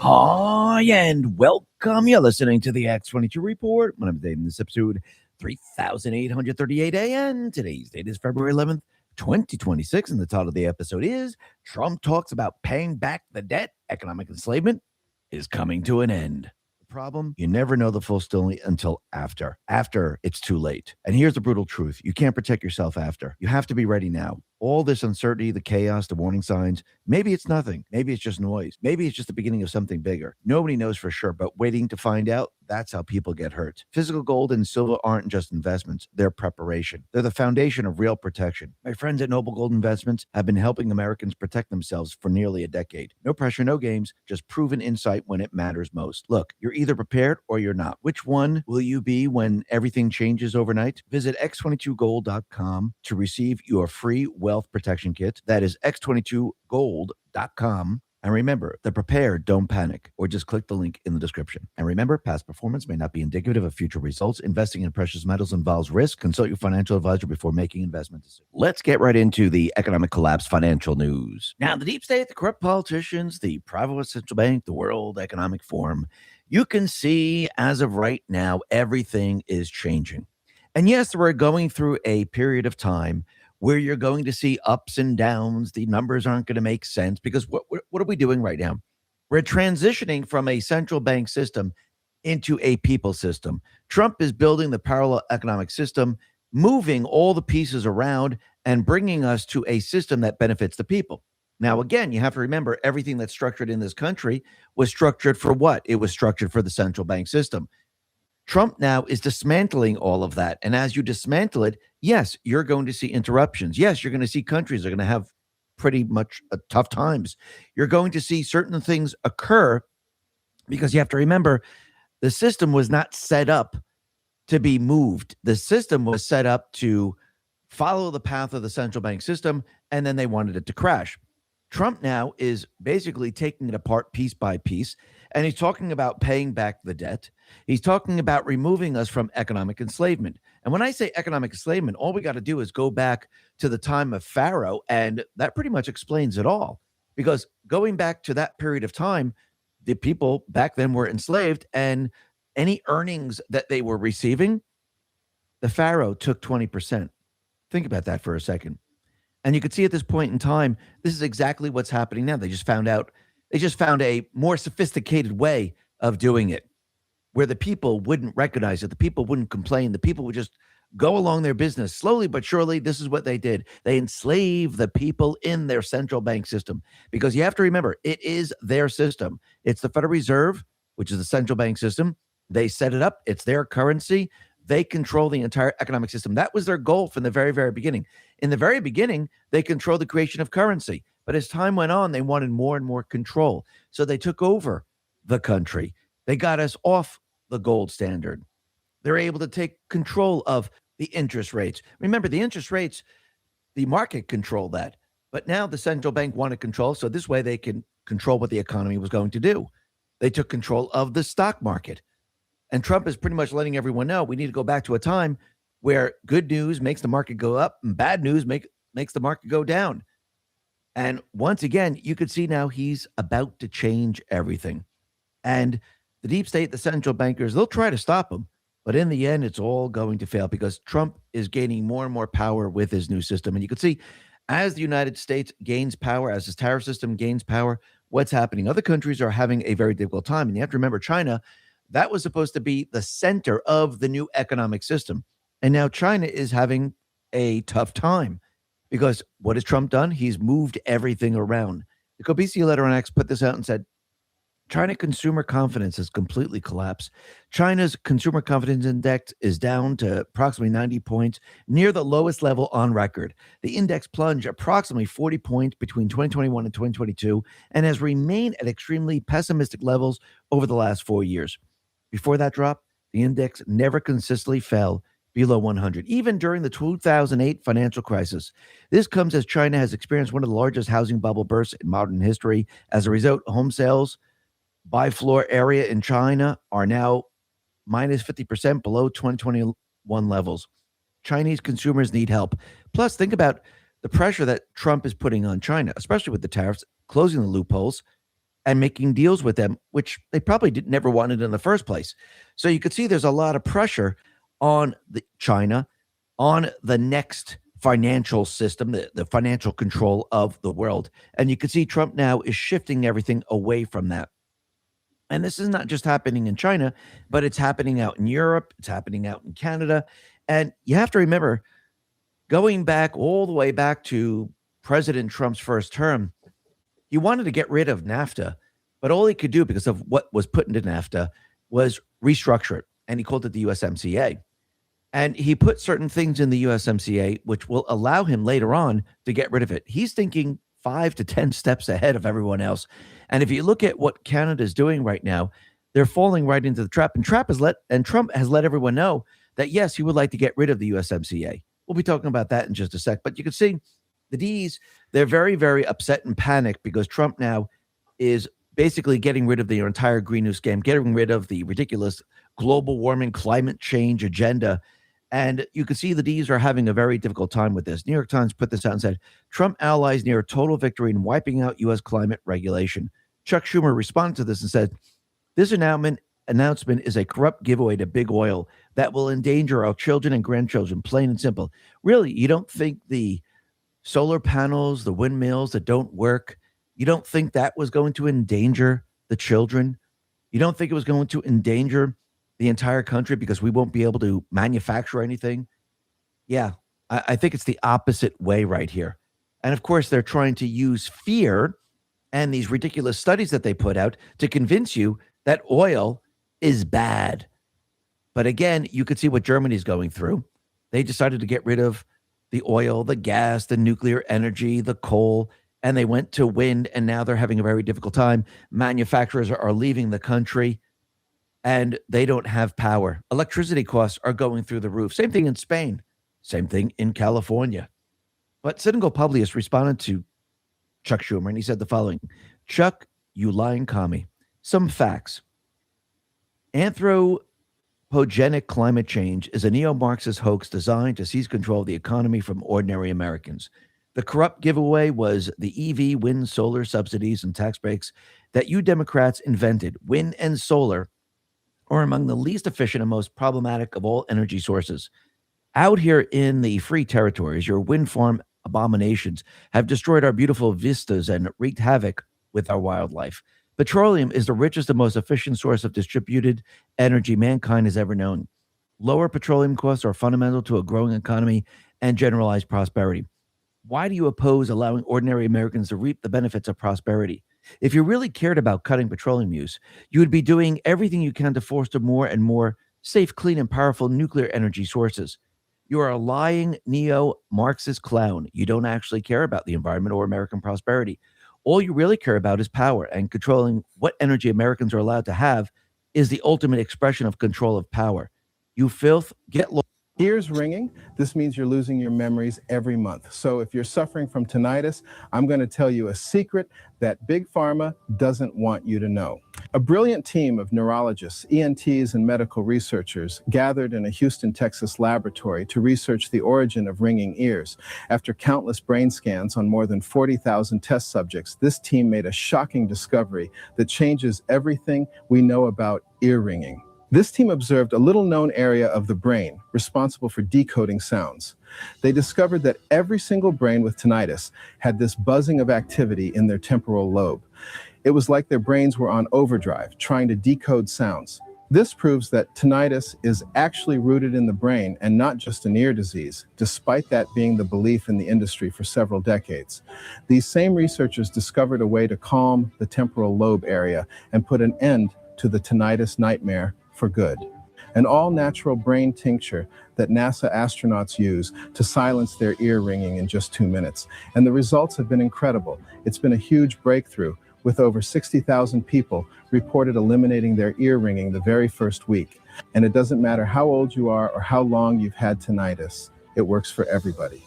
Stop what you're doing and tap the Learn More button below.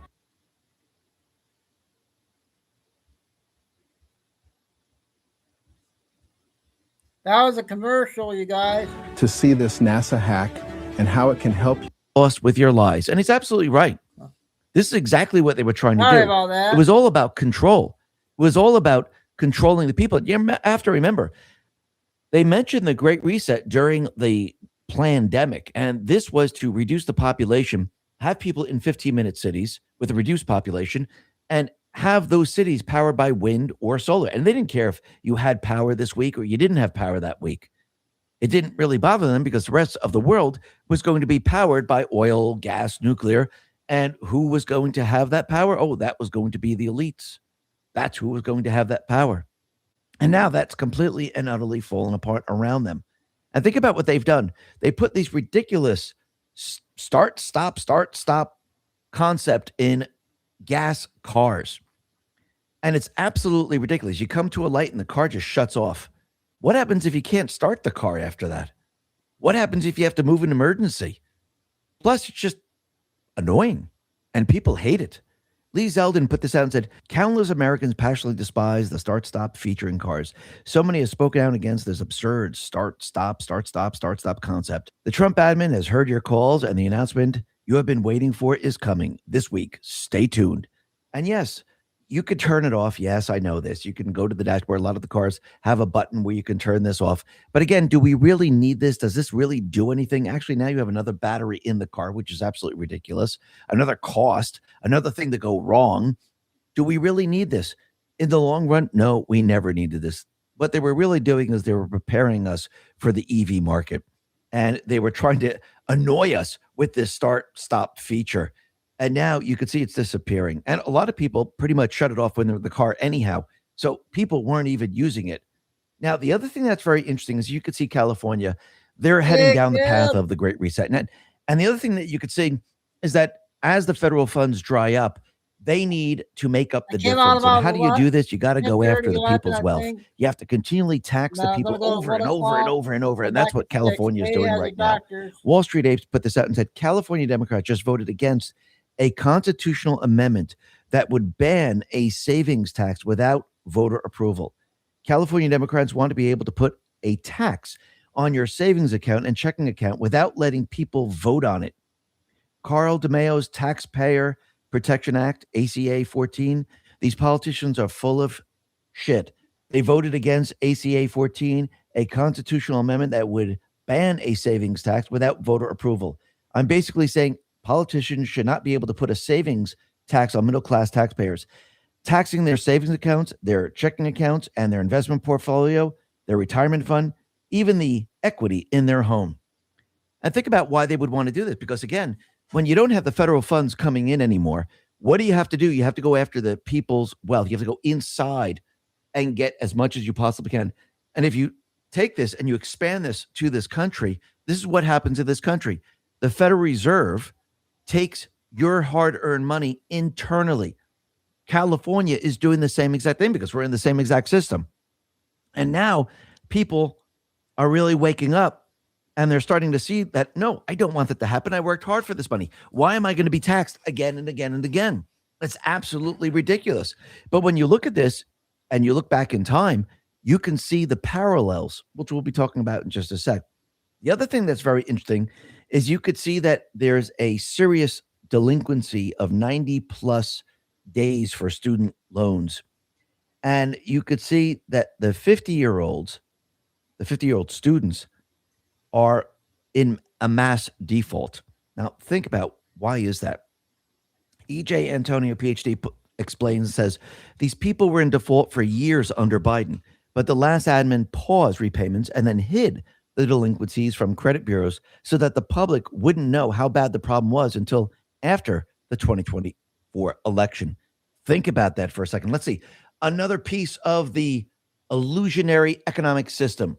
So the job numbers are fake. Those people that are delinquent on their student loans is fake. They didn't give it to the credit bureaus. Everything that they have done was to keep their fake economy behind the scenes so no one would know what was really going on. And they were hoping that under Trump, it would all completely and utterly crumble around him. They never expect him to create such an incredible tariff economy. And this tariff economy, while he's bringing back jobs and lowering inflation, lowering fuel costs, it is countering everything that they tried to do. The Kobisi letter on X once again says, the U.S. economy added 130,000 jobs in January, crushing expectations of 55,000. The unemployment rate fell to 4.3%, below expectations of 4.4%. This was a much stronger than expected jobs report all around the board. The Fed pause will continue. Now think about it. Trump is making the economy better and better and better. And what is very, very interesting is that in the household employment survey is the number of people going back into the workforce. So with ICE removing a lot of those individuals in this country, what are we seeing? We're seeing employers, they are now giving incentives, they're increasing wages, and it seems that the American worker now, who are sidelined, they're going back to the jobs. Everything is changing right now. Now, the rules of money are being rewritten right in front of our eyes. The institutions that control the financial system aren't waiting, warning, or wishing. They are acting, buying gold and silver at an unprecedented pace. They're preparing for something. The question is, are you? For nearly a decade, Noble Gold Investments has helped thousands of people protect their wealth with physical gold and silver. As the world shifts to hard assets, the window to act is closing. Let Noble Gold show you how simple it is to protect yourself and your family. While everyone else is reacting to the news, Noble Gold clients are positioning. The understanding that when the rules change, you need assets that don't depend on the system. Visit x22gold.com and download your free wealth protection kit. That is x22gold.com. The rules are changing. Make sure you are ready. Or just click the link in the description. And remember, past performance may not be indicative of future results. Investing in precious metals involves risk. Consult your financial advisor before making investment decisions. And when you really look at this, you could see wages are up. Unemployment is down. And by the way, the federal employment dropped to its lowest level since 1966. What does that tell you? That tells you everything you need to know. And what else tells you everything you need to know? Well, Trump is removing all those federal employees, shifting it over to the private sector. Now, of course, this doesn't happen with the snap of a finger. If you remove all the federal jobs, it's not like, oh, here are all the private jobs. Remember, Trump is bringing back a lot of the jobs from overseas, and he's creating a lot more jobs. And when you start to look at this, you could see the difference right now. Geiger Capital put this out and said, the number of federal government employees is now at its lowest level in 50 plus years, dropped off a cliff after Trump was elected. Now that's interesting. But EJ Antonio, PhD, says, hey, this is the real story out of today's jobs report. Trump was handed an economy that was losing private sector jobs and adding government payrolls, but he successfully flipped the script.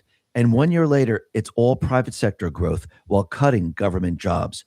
And when you look at it, you can see, yes, the private sector is quickly picking up speed, and the government jobs are being removed. Now, it's not a 1-to-1 ratio, but you could see that as we remove the government jobs, Trump now is creating a lot more private sector jobs.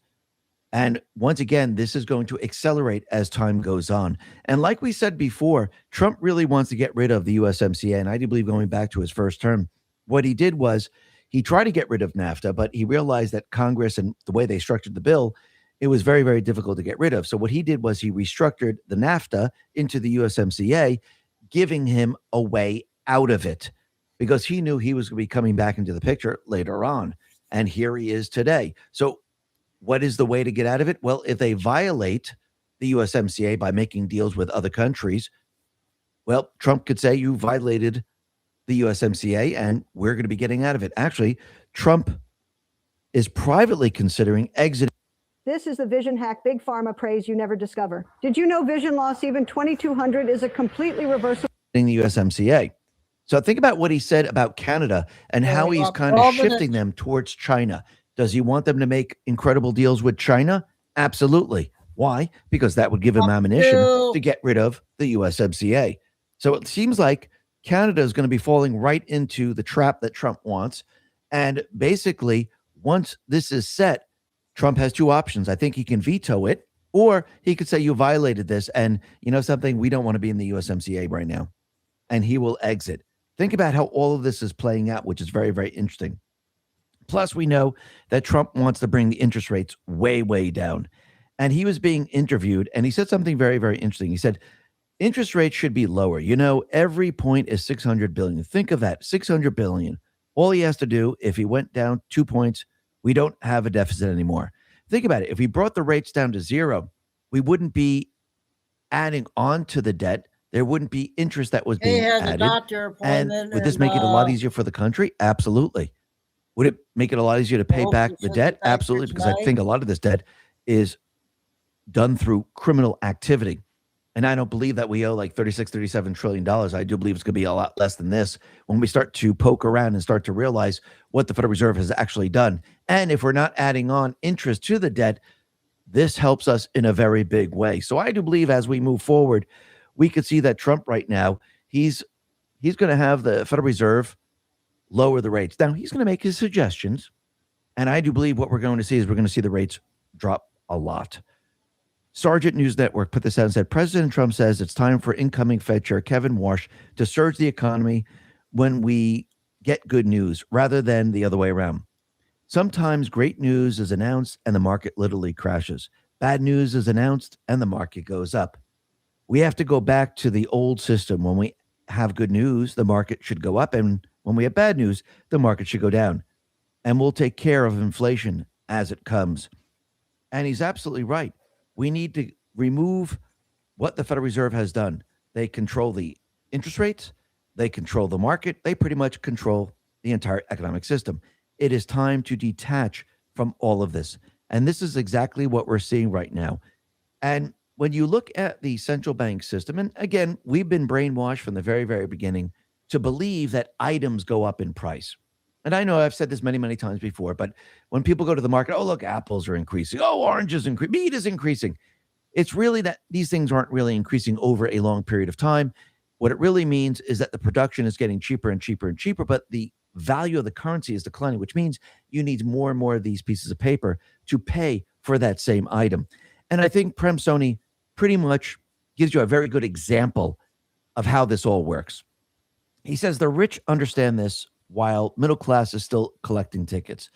The stadium scam. Imagine a cricket stadium with exactly 50,000 seats. The management issues 50,000 tickets.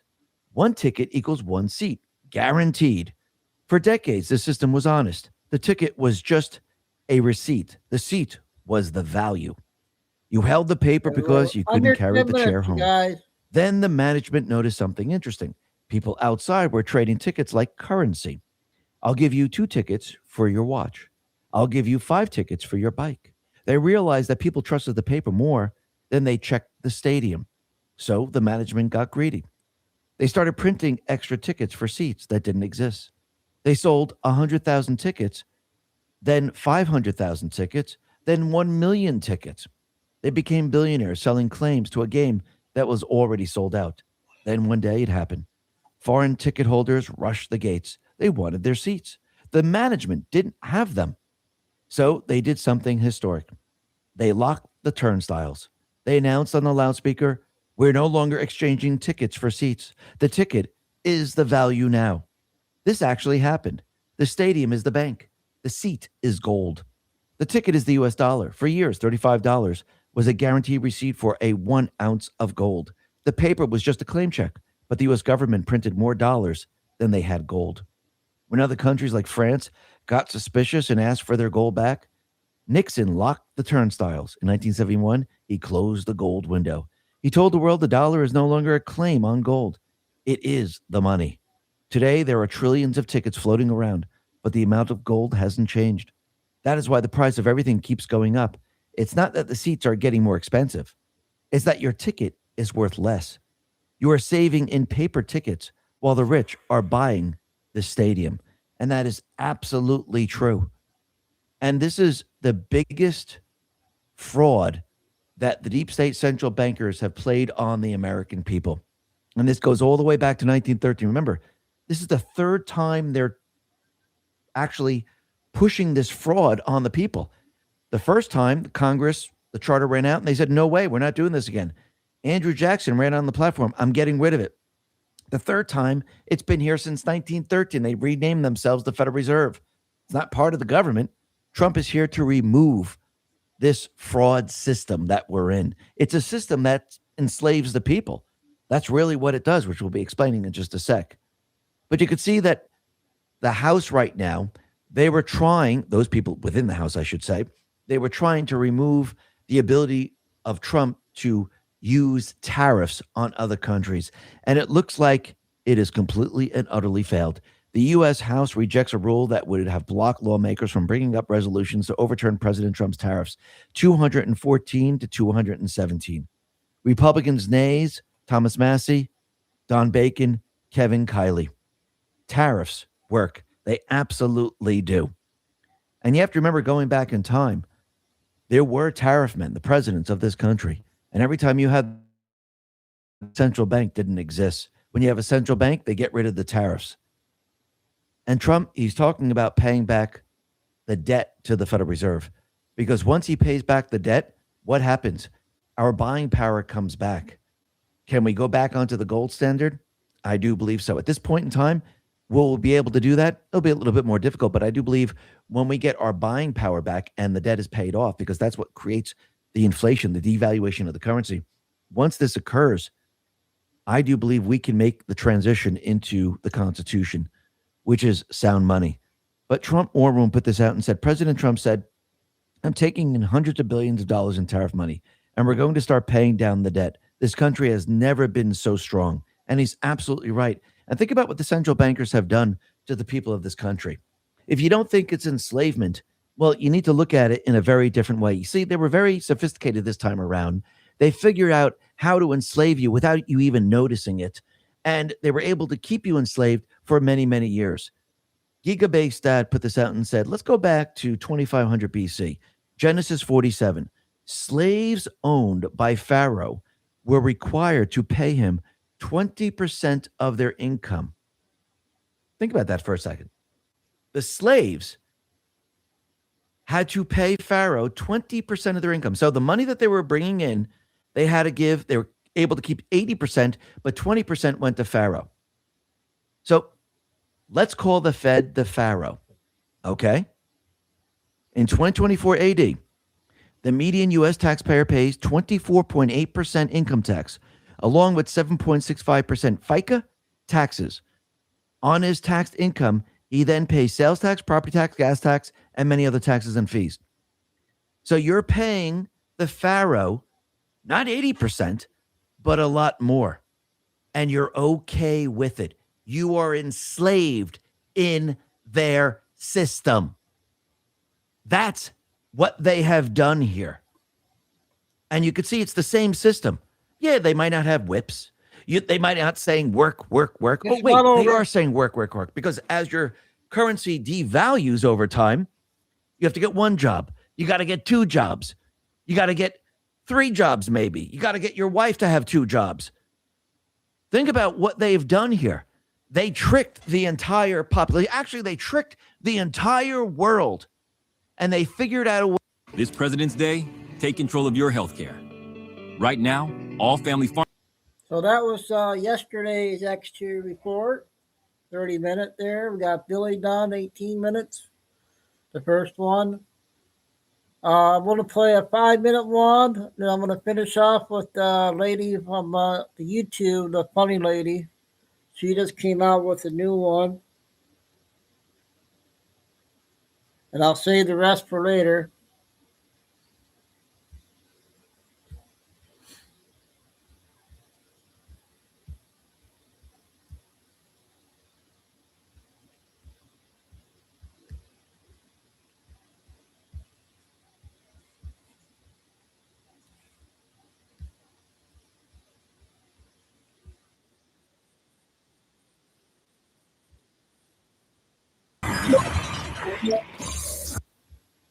Author of Defiant Inside the Mar-a-Lago Raid, the less Anybody catch ongoing this one? Christina Bob, you have followed from the beginning. We were talking about this in D.C. yesterday. Why can't this just get done? I know it was a painful hearing. The whole process is difficult, especially because, as Massey pointed out, this has been going on for multiple administrations, and it's just become a complete dumpster fire in the Trump administration. My concern about this is that Pam Bondi, Kash Patel, whoever's running point on this, is getting some bad information from people that are convincing them that this is the right way to go, that this is the best approach. Cover it up, cover it up. We saw this happen in Watergate, and I know you used Watergate as an example in your monologue. The way they got Nixon was not because he had anything to do with the break-in. The break-in had happened long before he even knew about it. What they got him to do was to agree to the cover-up. And that's what Pam Bondi and Kash Patel have been doing. I don't have inside information on that, but looking at it as someone like you who wants to see President Trump succeed and wants to see this administration succeed, and certainly the Department of Justice, I've got some real concerns that they might be getting some bad advice and this could go sideways. Yeah, but this should have been an absolute layup for Pam Bondi. Democrat Congresswoman Mary Gay Scanlon started complaining about the government keeping, secret lists. Okay, when they were keeping lists of like gun owners, people buying more than X amount of vaccines, and school board meetings, roll this. We do understand that your current position is that you have a secret list of people or groups that you are accusing of domestic terrorism. You're right. Yield back. That's why we're so glad they rescinded the That's memorandum targeting parents. Why did Jim Jordan have to answer that, though? I mean, Pam should have nailed that one. Yeah. I mean, it was a mess of a hearing. I am certainly not going to cover for that. I don't have a great answer for that. I think that Pam Bondi has got a lot coming at her. I'm not in any way trying to defend her, but like you, I know her. Like you, I've always liked her. I always want to see her succeed. I don't know, if she's not in that position, I don't know how it gets better. So it has to come from wanting to expose all this. And until this administration gets there, I don't know. Yeah, but obviously Democrats always do stupid stuff. They always ask these gotcha questions like, did you stop beating your wife today? And yes, this is what Democrats do after a lot of these, like Jerry Nadler, that dude's been in Congress for like 490 years, okay? So he was there when all this was being covered up for the last 20, 30 years. But they're trying to make a viral moment to use it for their campaigns. But Pam Bondi actually, I hate to say it, kind of made it easy for him to.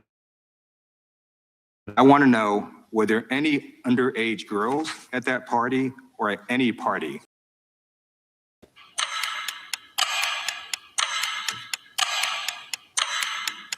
You guys remember This that is one? so ridiculous, and that they are trying to deflect from all the great things Donald Trump has done.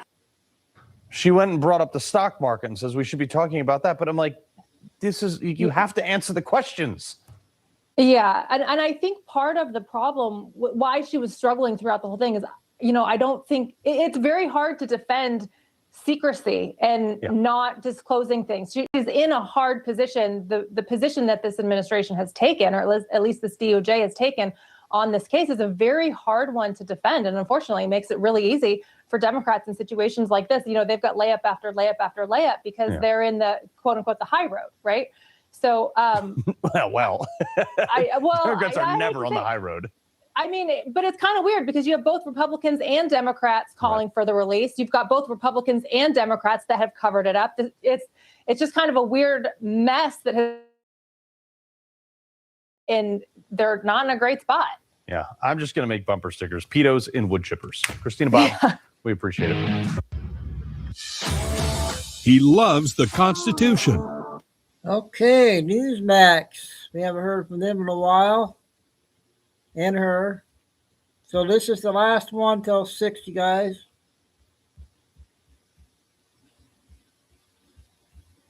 She just came out with this one.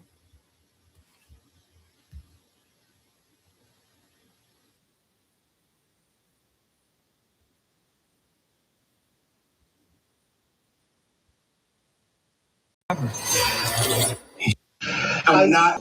That's fine, because you called me like 5 times. Okay. Oh my God! All this over Wendy's? Oh, okay. They should tell me that, Carol. Michelle 21. I will pray for you tonight. Service denied. All right, everyone. Today we're diving back into employees denying service to customers. And here's the thing, this could go one of two ways. Sometimes it's about safety, policy, or someone that's just completely acting out of line. And other times it's just ego, attitude, or an unknown rule that just magically appeared 5 seconds ago. I don't know what's coming, and I don't know who's right yet, but we are about to see some wild interactions when service gets cut off. And we're just gonna call it fair or unhinged as we go. Hi, how are you today? Who was talking to us back there? Do you have a question? A different question? About somebody saying you don't have to be this difficult? It doesn't have to be that difficult to order a sandwich. There's a way to order it, and it just confuses the cooks in the front. So if I don't want my sandwich with everything on it, we're not allowed to say that at the beginning? Because when they put it in, it already prompts up to the front. Everything you say back there goes all the way to that front. So it just confuses them. So they start making it with everything on it, and then you say you don't want it, and you just want bacon. So it confuses the cooks. Okay, but there's a nicer way. Okay, but there's a nicer way to say stuff. And there's a proper way to order food. So all right. If you don't want your job, just quit. Ma'am, if you don't know how to order food, then go somewhere else. Don't play with me. Ma'am, don't play with me. I'm not going to go ahead and pay. Go ahead. Here's your card. Cancel that order that's coming up. Take your card, please. Thank you, sir. Have a great day. Yep. Oh, no.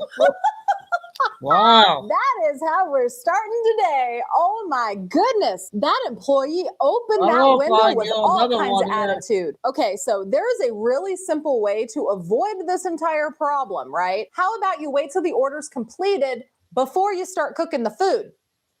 Duh. Is that a foreign concept? I mean, I understand that like Think about there's it, clock people at times work. that fast food employees have to keep up with. You know, my Want to son keep has the worked a knee check? drive-through before. I know that you have to keep it under a certain amount of minutes or seconds per car. So I can understand why they want to like get a jump on making the food. That way when the customer rolls up to the window, it's already done, yada, yada. But that attitude, there's a right way to order food. Oh my God. Dang. She must be having a bad day. Bad day. Let me tell you what's going on before I show you the video because the sound is a little low. If you can't tell, he works at the United States Postal Service. You see he has mail in his hand and his uniform shirt on. He's also blocking the entrance to the post office because this young lady here just brought 3 packages at 4:59 p.m. when they close at 5 p.m. We'll talk more after the video.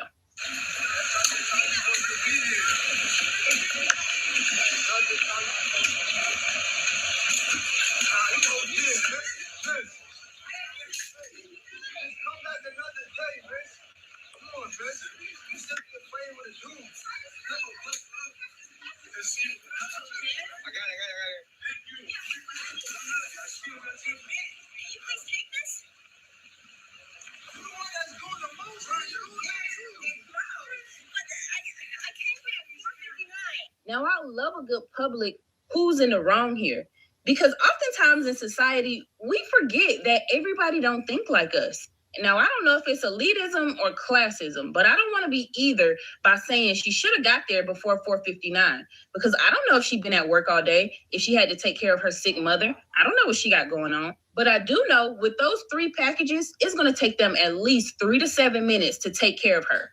Now, they want to go home on time. They've been there all day. Do those 3 to 7 minutes factor in when she say, I got there at 4:59? Or did she get there at 4:59 and the post office don't close until 5? Therefore, she was entitled to that service. All right. I'm going to tell you what I think. I want you to tell me what you think. I think she was perfectly within her right if she was walking in there at 4:59, 1 minute before close, if that door was not locked. That is my opinion. That is my opinion. Because like this commentator said, We don't know what her story is. She might have been having a rough day at work. She might have raced home to grab the packages. She was going as fast as she could. She hit every red light on the way there. She could have tried to have been there before 4:59. And if she's trying to get in there during business hours, why is she being denied service just because it's 1 minute until close? It really doesn't matter that the fact that she has 3 packages is going to be anywhere from 3 to 7 minutes to service and, transact her shipping situation. I think that part is irrelevant. I think that if the office hours or the business hours are open until 5 and the door was unlocked, she had every right to be served. But let's also talk about the real issue at hand, the physical contact. He's literally using his entire body to block her from going in and then pushes her. See, he's literally pushing her, shoving her. He shoved her.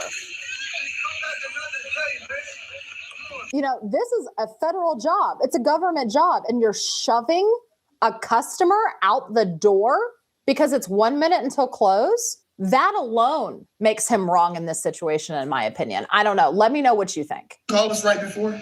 I called at 5:10. I was supposed to be picked up at 5 o'clock. I called at 5:10. You guys didn't come to pick me up. I've been on hold for 30 minutes waiting for a ride. I was supposed to have a car. You didn't have a car Monday. You told me come Tuesday. I said I need to be picked up. You guys said you'll come pick me up. I said my address. I gave you my information. I said I'm right around the street at the Walmart Distribution Center.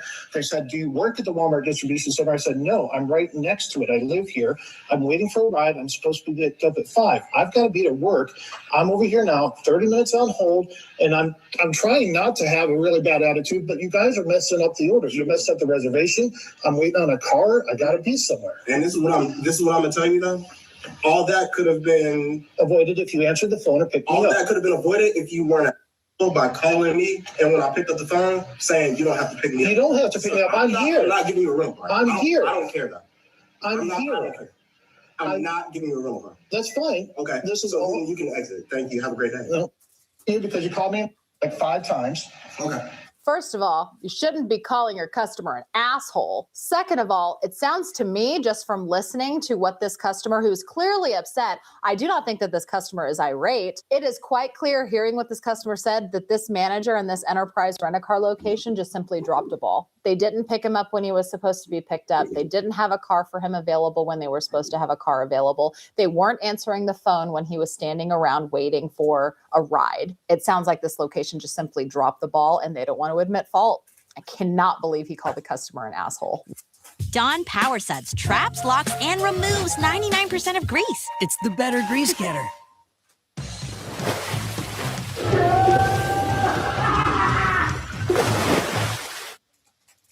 Wow. We could do an exchange or in-store credit.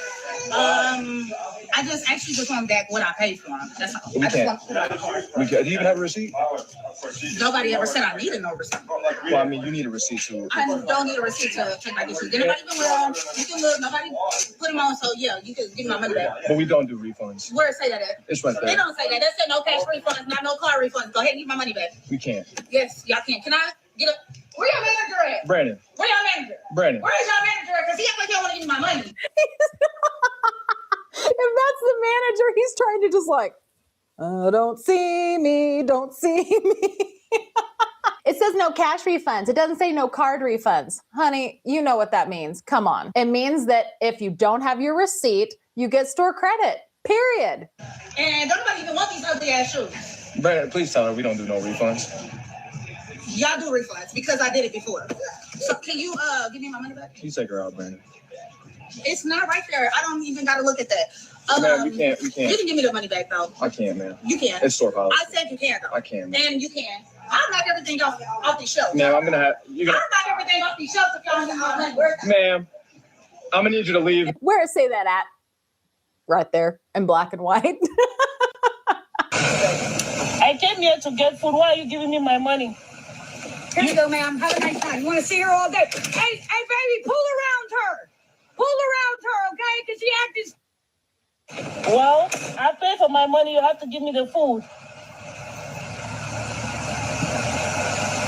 You see what McDonald's people did to me? You got your money back? No. You didn't? She threw it down. I don't know why she threw your money. She didn't give me any money. She just walked out, insulted me, and went away. She says she don't got her money. Ignore her. Ignore her. What is this point? Yeah, give my money. Get out of here. Give my money. If you're not giving me the food, give my money back. If you don't give me the food, give my money back. I'm gonna pray for you. Give my money back. I will pray for you tonight. I gave you the money. Where's the money? Are you on money? Are you on? Only you can be on good. Just to get food. I came here to get food. You guys will not give me food. You will not give my money back. I've been waiting for 2 minutes for them to give me a French fries and an Oreo macaron. And I've been waiting here for 3 minutes. Honey, please, move it, please. I've been waiting here for 3 minutes. I either need food or they give my money back. Okay. Give me money back. Okay, my food, please. Don't want to do.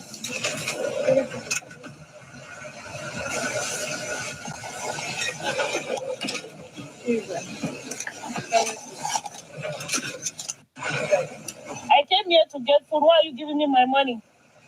Here you go, ma'am. Have a nice time. You want to see her all day? Hey! She got her money. Why was she sitting there? And she had food too, so she got her money back and she was holding food. What? I want to know what happened prior to all of this. I want to know why the first chick in the leather coat was so upset. Wow. I need to know more. I have no context. But she gave her back her money at the very beginning. And the employees, I know that the employees seemed fed up, but the employees seemed pretty patient. Like she just kept sitting there. She was disrupting the flow of all of the other customers trying to go through the drive-through. This customer, she needed to just GTFO. She needed to go. I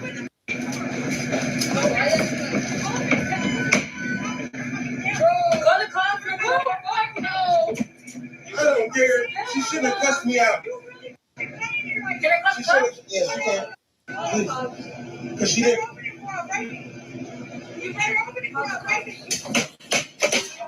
Oh my God.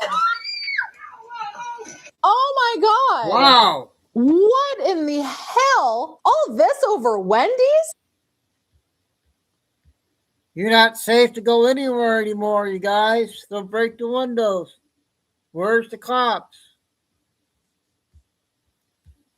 Service denied. She probably needs a trip to the emergency room. She probably cut her hand.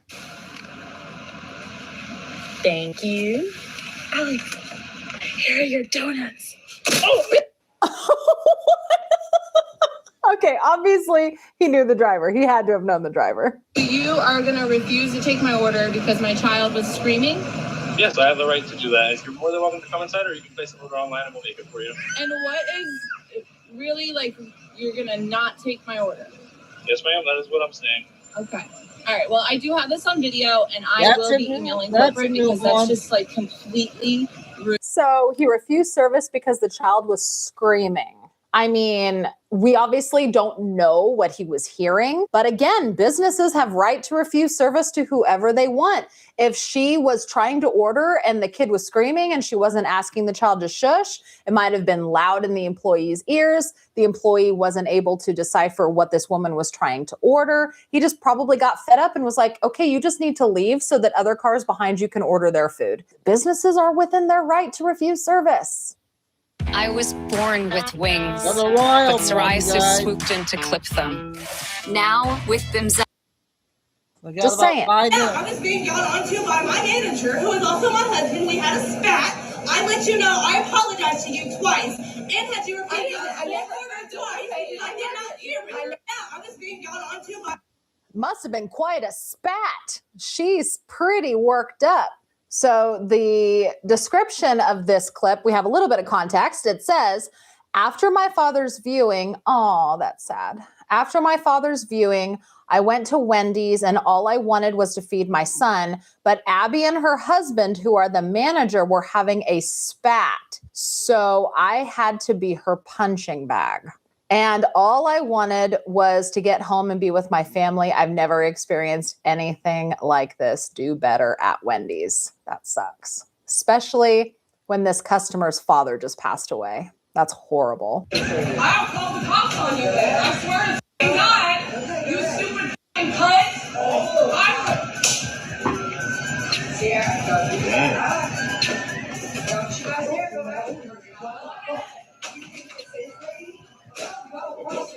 What in the world? Wow. So we obviously don't know what happened. The customer looks like it was denied service. I think the customer and the employee, I think there's a little bit more going on. I don't understand why this customer would have slapped an employee, but that employee went after that customer, and that probably ended badly. And it probably ended with somebody either getting sued or getting the cops called on them. One would assume. Yes, sir. Sorry, we didn't meet the standard of quality that you were hoping for today. That's the business card to our store manager, and we'll have your other drink out here shortly. Thank you. It's a free drink. Sorry about the wait. Thank Y'all you. have a wonderful Thank you. Oh, well, he's blurry. They've blurred him out, but you can tell that he was pretty upset. He was sounding like he was starting to cry. That's so sad. She obviously wasn't being, I'm sorry, I don't know what happened prior to this, but for her to have made an employee cry, I'm guessing she probably wasn't very kind. And he had to swallow his pride and give her a free drink coupon. And he took out his aggression by slamming that sliding drive-through door shut. Poor guy. Hey, how's it going? So why I can't get no salt fry? So to give you a true no salt fry, we would have to break down the whole fry thing. Like no, ma'am, you don't put salt on the fries. The salt's already in the bin, and it would be in there. Blood pressure. I don't want salt on my fries. I've never been to a Chick-fil-A. They have different.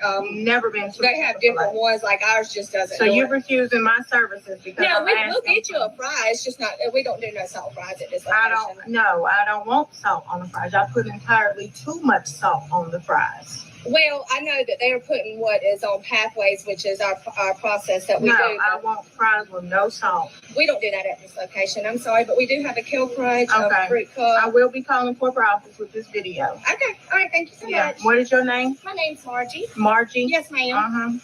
Margie. I mean, I don't understand how you can't just like take fries out of the fryer. And then, yes, I understand that like maybe their whole bay is salted already, but maybe this customer just doesn't want extra salt. They don't want the extra hit of salt. I've never worked for Chick-fil-A, so I don't know the whole story with how the fries are salted. But I mean, a business has every right to say, sorry, we're not going to give you true salt-free fries. And I don't want to sound judgy, but if you have high blood pressure, should you be eating fast food? Just saying. Yes, ma'am. Ma'am, because our card machine is down. Okay, but that shit always. Okay, we'll get it fixed. No. Okay, then. You got cash or you don't? No. Oh, okay. Don't try to work. You can take your ass. Oh, baby, you ain't that shit for the water. Meet me in the parking lot. Meet me in the parking lot. Yo. When the customer's mad, you only take cash. She says, well, every time I come here, your credit card machine's down. You know what? I can feel the frustration in the employee. Like, yeah, I know it's always down. Come fix it then. And that's the thing with people being denied service. Sometimes it's warranted. Sometimes it escalates way faster than it needed to. I feel like a lot of these situations could probably have gone a lot differently with a little bit of patience and some communication. Or honestly, if they just let the ego go on either side. Either way, these moments don't stay private anymore. They end up online, dissected, and okay, that was her latest one that just came out. That's the one that does a good job with the good ones there. That's what Kim said. True videos. All right. That's going to wrap things up for the first show. And back at 6. And have a good afternoon. And hopefully Kay will be in. On you go, Lucy, Tim, Carol. Thanks for helping. All right, God bless everybody. Love all. Remember, please hit like and go to the description box, please, and sub to the backup channels. Thank you. And stay safe, stay strong, keep the faith, and never give up. Thanks will be, everybody, and we'll see you tonight. Have a good afternoon, everybody. Signing off, Chico Dude.